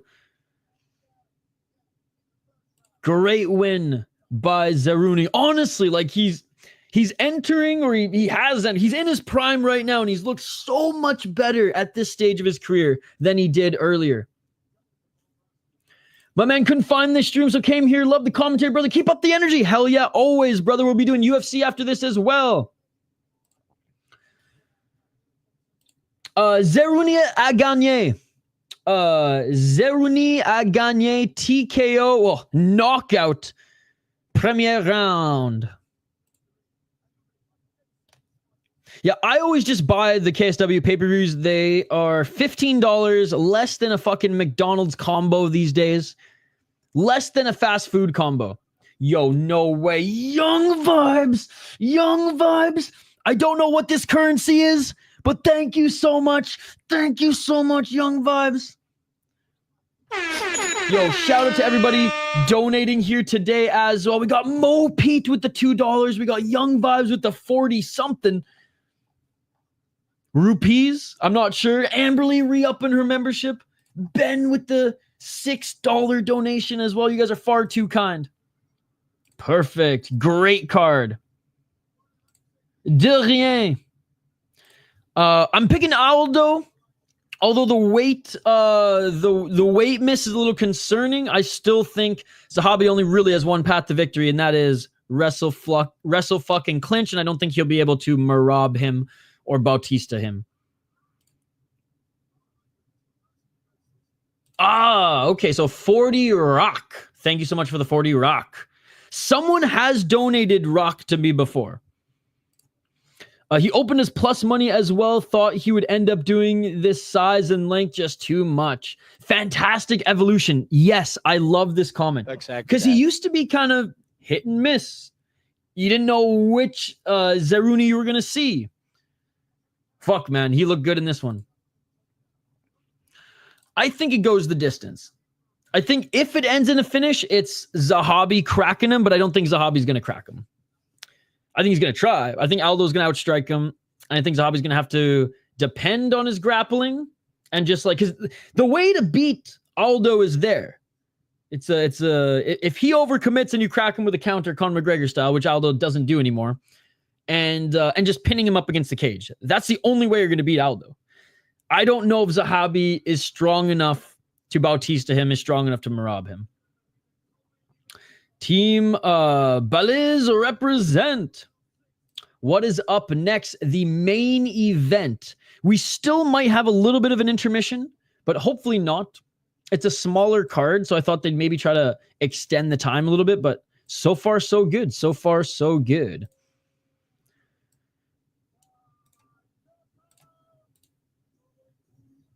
He did lose. He got knocked the fuck out. My full picks are out, by the way. If you do want to watch them, it's about a 40-minute video, but the picks take up about 25 minutes of it. So you can skim through it if you want. I have Valentina, but I'm rooting for Manon. I think Valentina's going to stink it up. I think if they strike on the feet and it's even, it's going to be an incredible fight for us. It's going to be kickboxing versus boxing in MMA. I think Valentina's path to victory is to... I don't think she's going to get single leg and double legs, but I do think she'll get a couple trip takedowns. I do think she'll throw judo throw. And I think if she gets in the top position, she's going to stay there, much like she did against Grasso. But Manon is strong and she's big. But I think people are forgetting how good of a striker Valentina is. However, she did go up against a boxer in Grasso and got humbled a bit. But I think Valentina has more tools. So even if she's losing in the striking, I think she'll be able to resort to other things. I don't want this version of Valentina to win. I want the old version of Valentina to win, but the old version of Valentina is gone. We got Grandma Valentina now, and I'm hoping for some new blood, but I ain't picking Manon to win. What I will say is I've been a fan of Manon for a very long time, and I thought she should have got the title shot 2 years ago. So I'm glad she got the title shot, and I hope she wins. I'm wishing her the best, but I picked Valentina. It was about a minute and 30 seconds. Manon for the win. See, she did impress me versus Rose. And she impressed me. She's impressed me in pretty much every single one of her fights in the UFC. Because she's only... And that's another thing. A lot of these women contenders aren't fighting good opponents. Grasso fought nobodies to get to the title shot. She fought nobodies, right? She fought some names, but they weren't good. Fucking Manon fought the really good opponents to get to the title shot. It's time. They haven't made their walkouts yet, but soon. Yes, Fab. Guys, you have to buy the pay-per-view.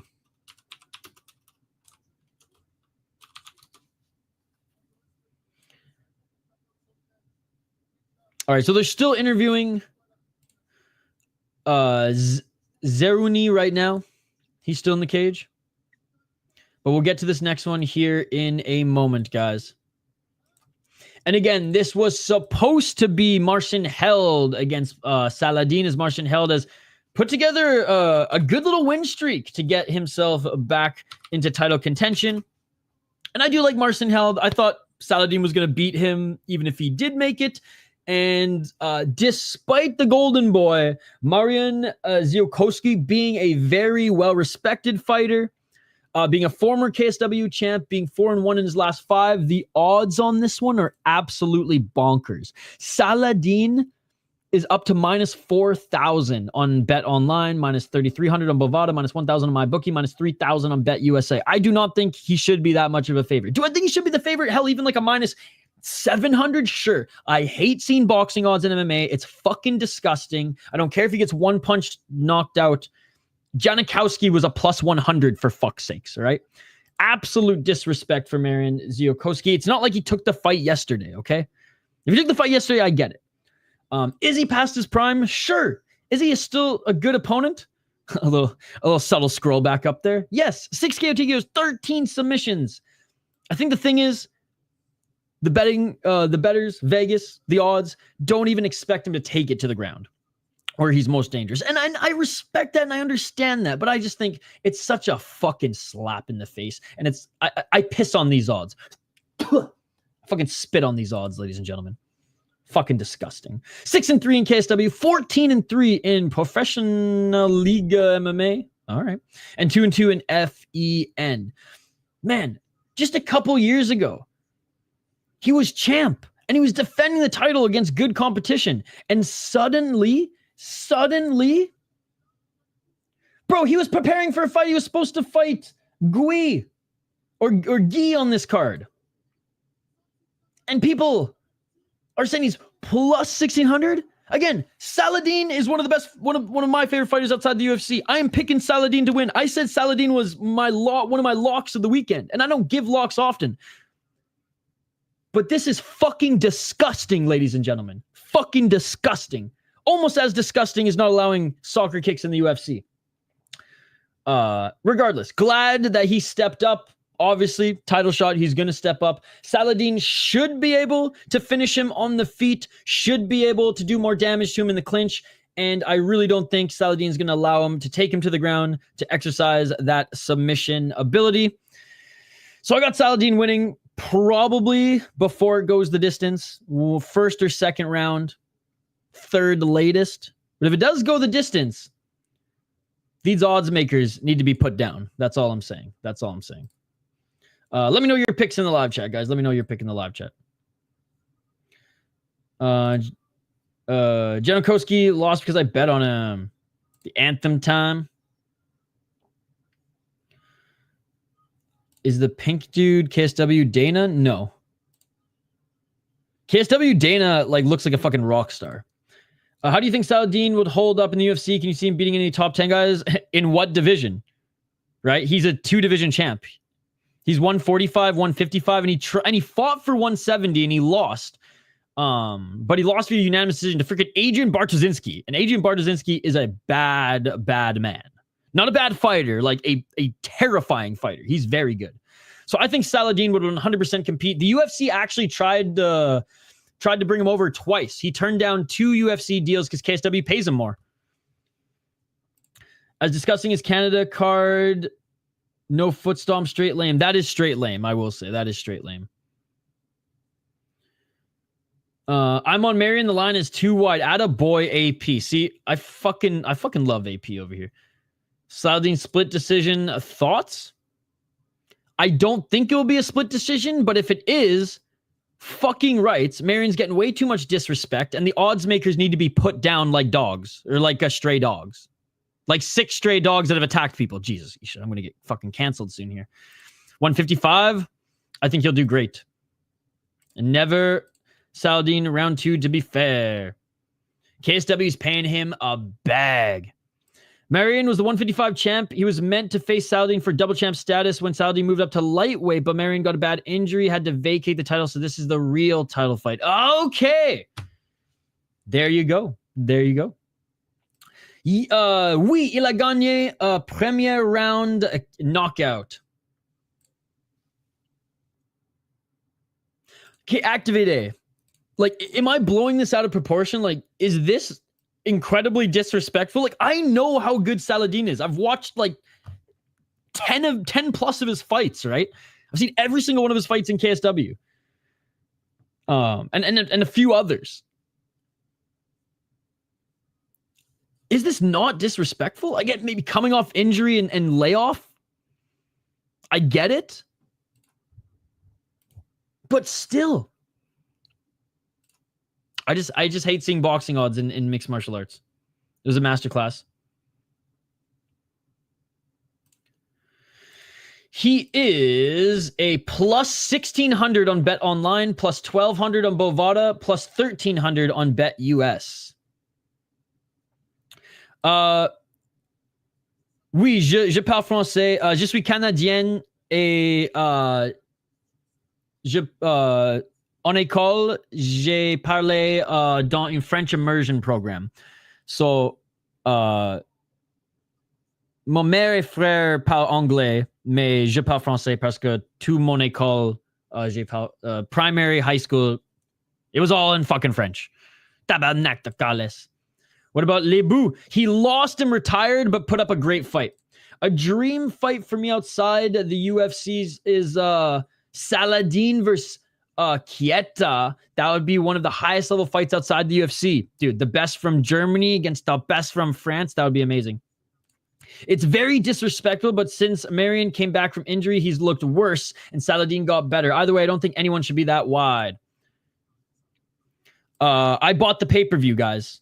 KSW.TV. Super top et merci à toi d'assurer. Hey, merci. Je suis tellement happy that you are here. Fuck, my French is so bad. Team Golden Boy. Je dois parler français plus avec tout parce que je ne peux pas parler maintenant. C'est très mal. Mais je peux lire et je comprends tout quand je lis. Mais I'm forgetting words, bro. I'm forgetting words. Crazy horse versus Salahdine. Salahdine would eat that horse meat for breakfast.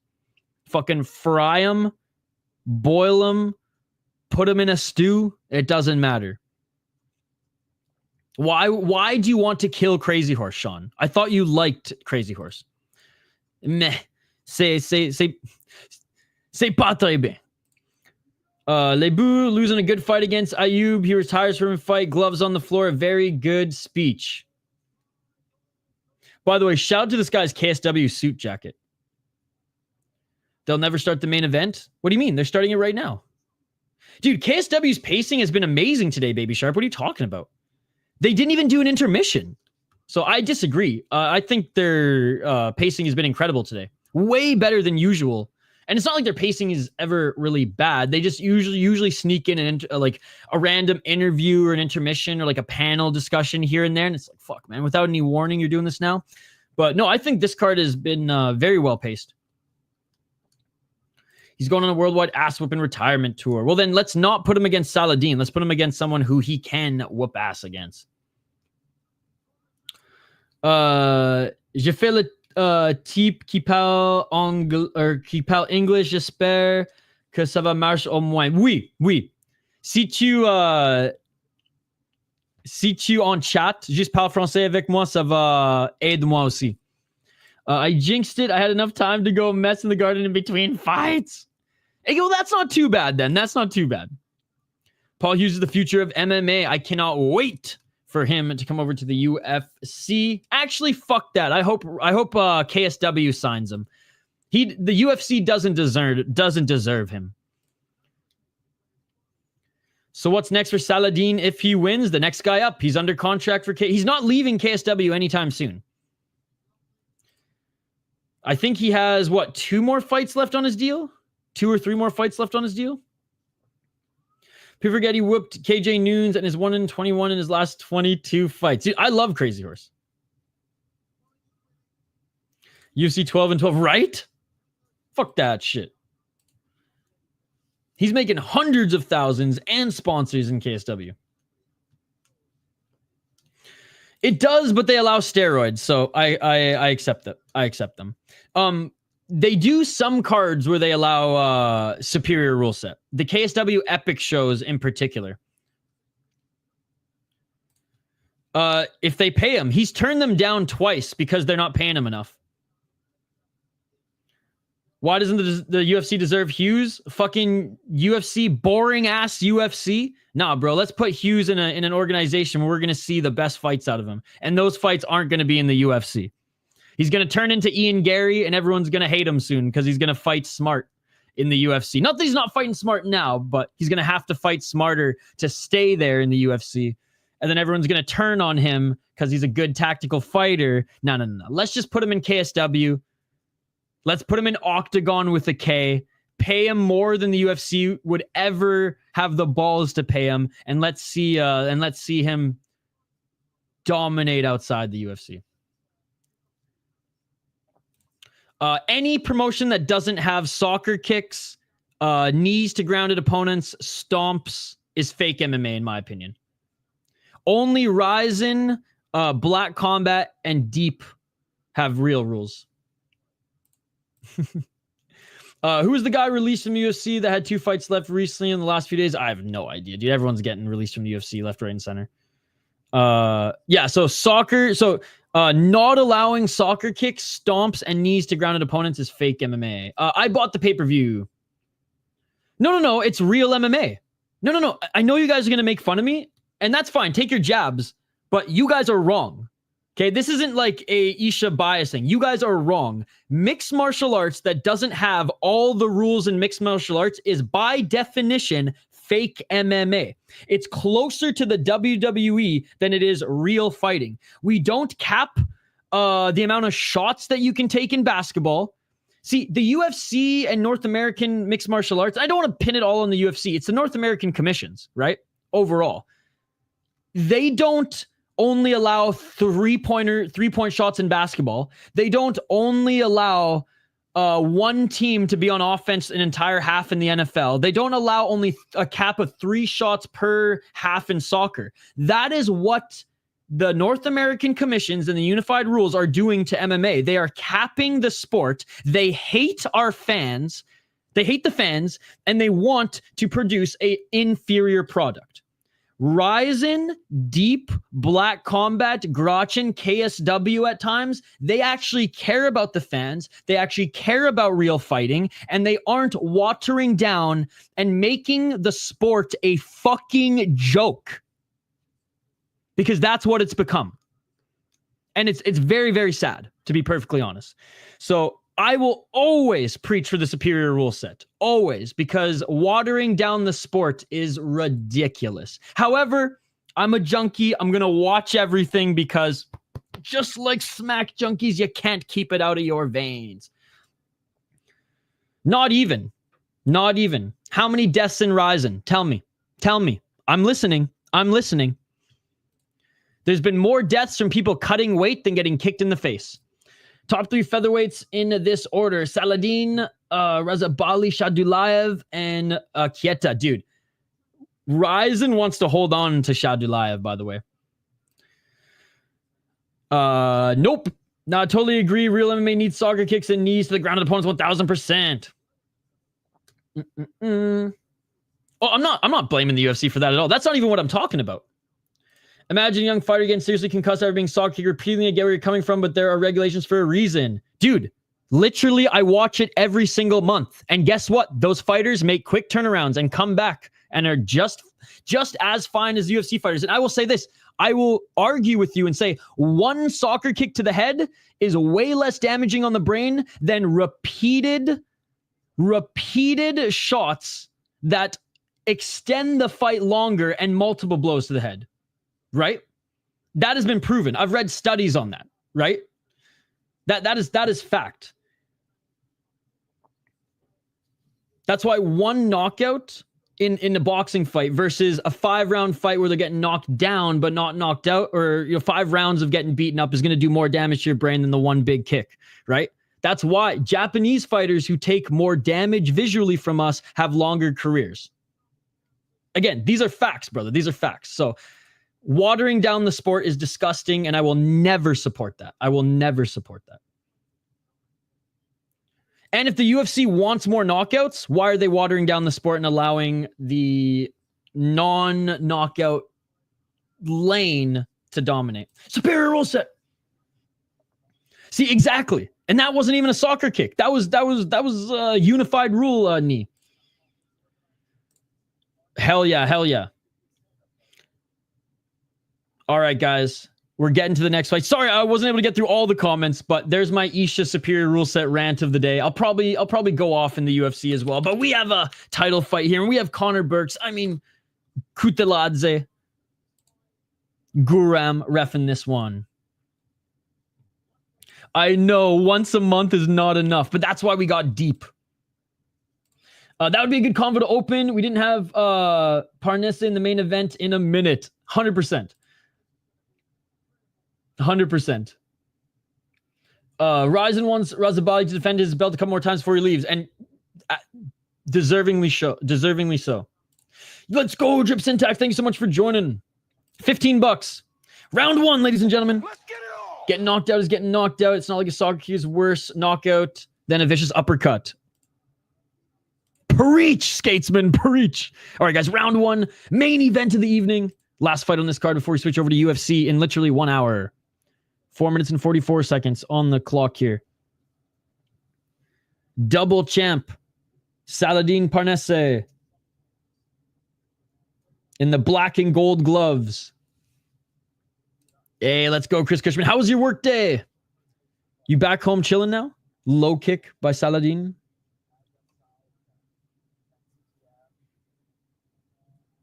Salahdine with the high kick. 4 minutes and 14 seconds. Low kick by Marian. No deep this weekend either. I know last weekend they doubled up. This weekend, no Japanese MMA, unfortunately. But we got Rise. Buy the pay-per-view, dude. Nice takedown by Salahdine, single leg. Looking to get back up to his feet is Marian. Salahdine didn't land or didn't get the left hook in yet. Show the fight.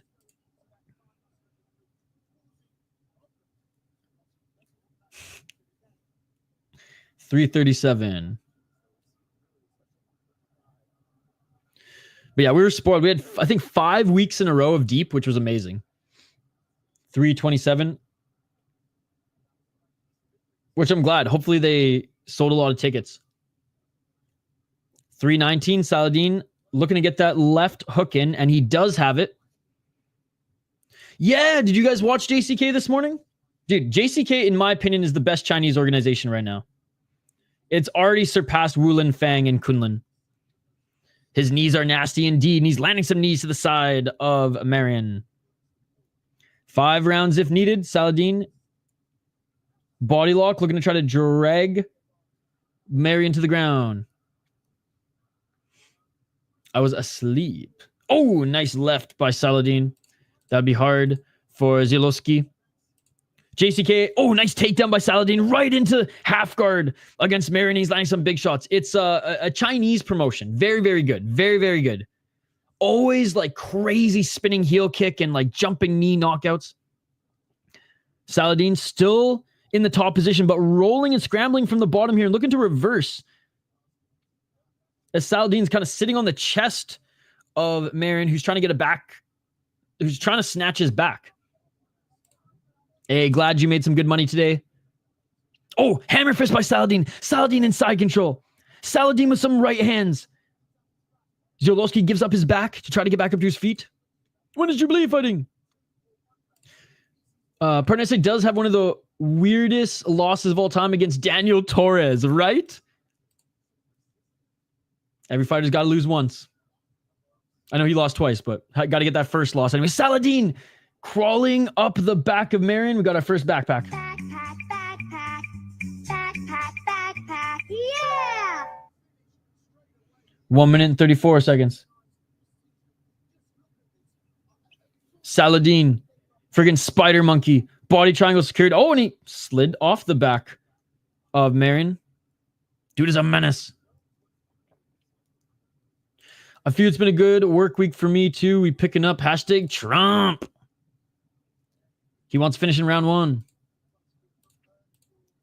1 minute and 8 seconds.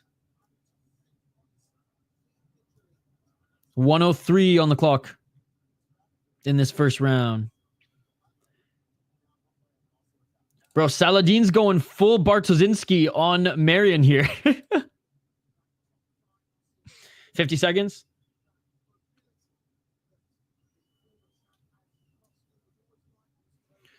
Hobby. Most people cannot stream for a living because you make no money streaming. Your guys' donations help me pay for all the pay-per-views and things like that. But no, I swear I literally describe violence. I read some of your guys' crazy chats. Like, I am everything YouTube hates and doesn't want on their platform. So they don't give a fuck about us. 15 seconds on the clock. So even if I tried, there's no way I would ever be full-time or ever could be full-time. We're still in round 1. Salahdine landing some short shots in the clinch. Again, I am but a speck of dust in the world, so no one's going to sponsor me ever. No one will ever sponsor me, dude. Hey, thank you so much for subscribing. I think that's what you mean. I do run sponsored ads, but YouTube can play them. Doesn't mean they're going to pay me for them, right?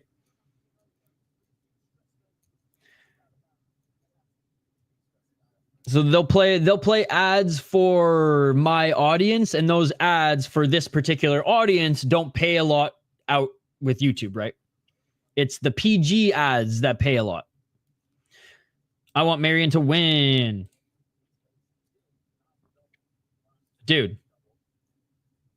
We need like your local skate store. I will pay them to talk about them on my channel. We'll do the reverse sponsor. I mean, like I said, you guys who've gone above and beyond with the donations and memberships, I mean, that's you guys helping me out, man. So fuck YouTube and their ads. Round 2, ladies and gentlemen. Salahdine. Oh, no problem. Oh, Cliente nem sempre tem razzo. Yo, what's up, dude? I just cover MMA and post whatever I want. It's my channel. My show. But I cover a lot of mixed martial arts on this channel. No, I literally do not have enough numbers. 4 minutes and 33 seconds. You need a minimum of like 1 million views a month, and I barely crack 1 million a month. 4 minutes and 20 seconds. Salahdine looking like Mickael out there. Thoughts on the first round? Salahdine won, did more damage, controlled him, but I would have liked to see a little bit more aggression. Hey, and again, I don't even want to talk about money and stuff like that. Like, all I care about is that you guys are in the chat and that you guys are liking the video and that you help the channel grow. Other than that, I could care less if you guys are donating or not. But I am going to give shout-outs to those who do. Let's go, Salahdine! But yeah, dude, check out the channel. Click the live, scroll through. If there's some fight cards you like, we'll definitely be going back to those organizations. 3 minutes and 43 seconds. And I also do fighter interviews now. We reset the podcast. Nice right hand by Ziółkowski. Salahdine not pulling the trigger here on the feet.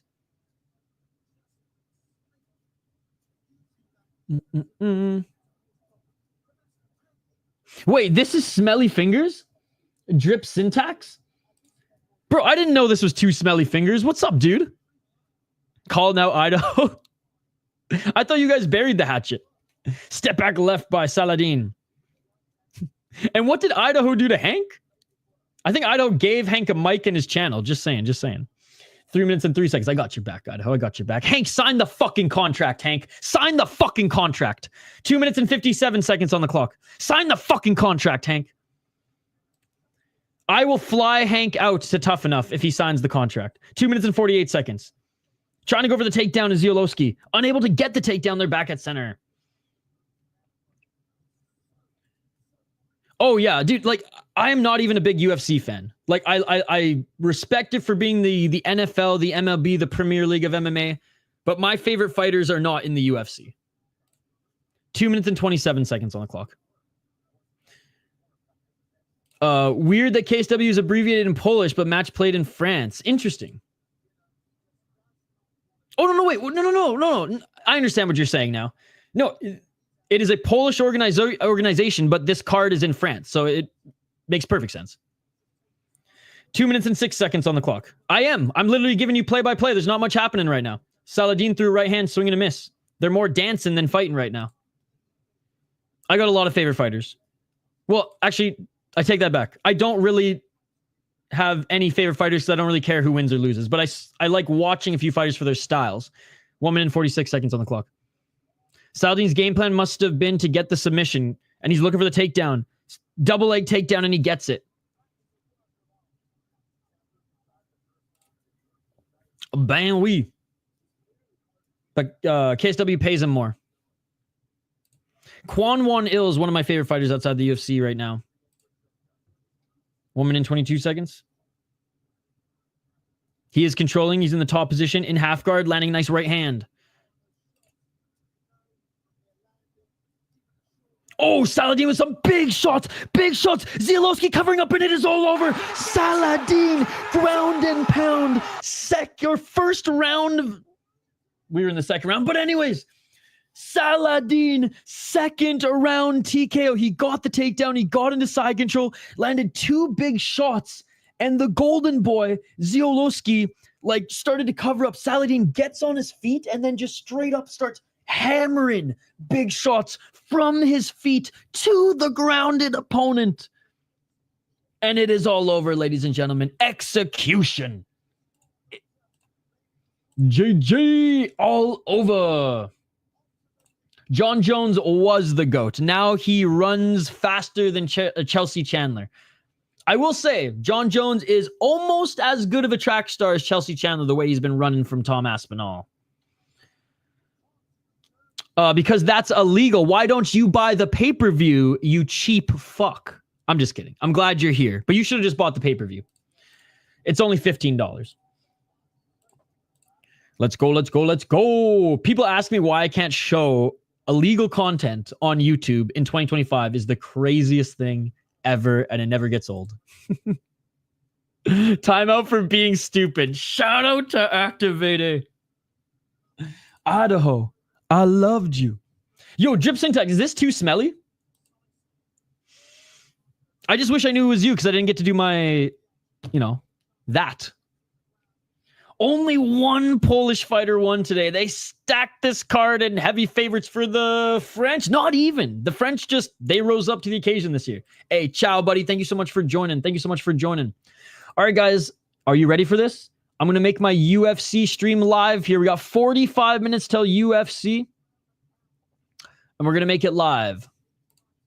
And then I'm going to take a quick break, get something to eat, and then come back. Oh, thank you so much, guys. I think that if you want to lose money, even more money, I shouldn't even say lose money. If you want to stream to even less people, stream on Kick and Twitch. Martian Held versus Salahdine probably is getting rebooked. Yep, as it should. See you for UFC. All right, guys, wait. 1 sec. Before you leave, before I leave, are you ready for this? We're going to make the UFC stream live. It's already ready to go. But we're going to make it public for you guys right now. 3, 2, 1, and boom. The UFC stream should be public for you guys right now. There we go. I will see you in a few minutes. Keek is dead for MMA content. Some quick shop run and we back for UFC. Absolutely. Let's go. Great card and a great stream. See for UFC. Thank you so much, Taco. Taco was here in the chat before even I was. Cool finding your stream. Have a good one. Thank you. Yeah, guys, don't forget to smash that like button and subscribe. We stream every single weekend and still the lightweight KSW champion of the world, Salahdine Parnasse. So 44 minutes, we will be live for UFC, guys. But again, if you want to see more of what we do on the channel, consider subscribing. Look at all the fights we cover. LFA, PFL, Black Combat, Pancrase, Deep, UFC, Tough Enough. Hank, sign the contract, Hank. Sign the contract. Cage Fury FC, Cage Warriors, BFL. Wow.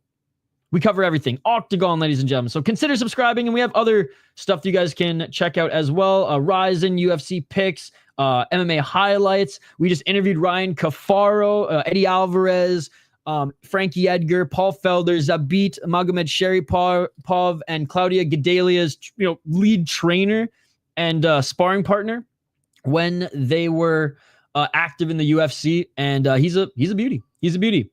À la prochaine.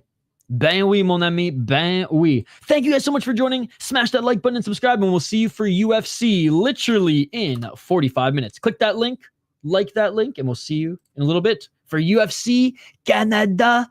Tabarnak, it's out of Montreal, baby. Let's go. See you guys in 45 minutes. Peace. Yeah.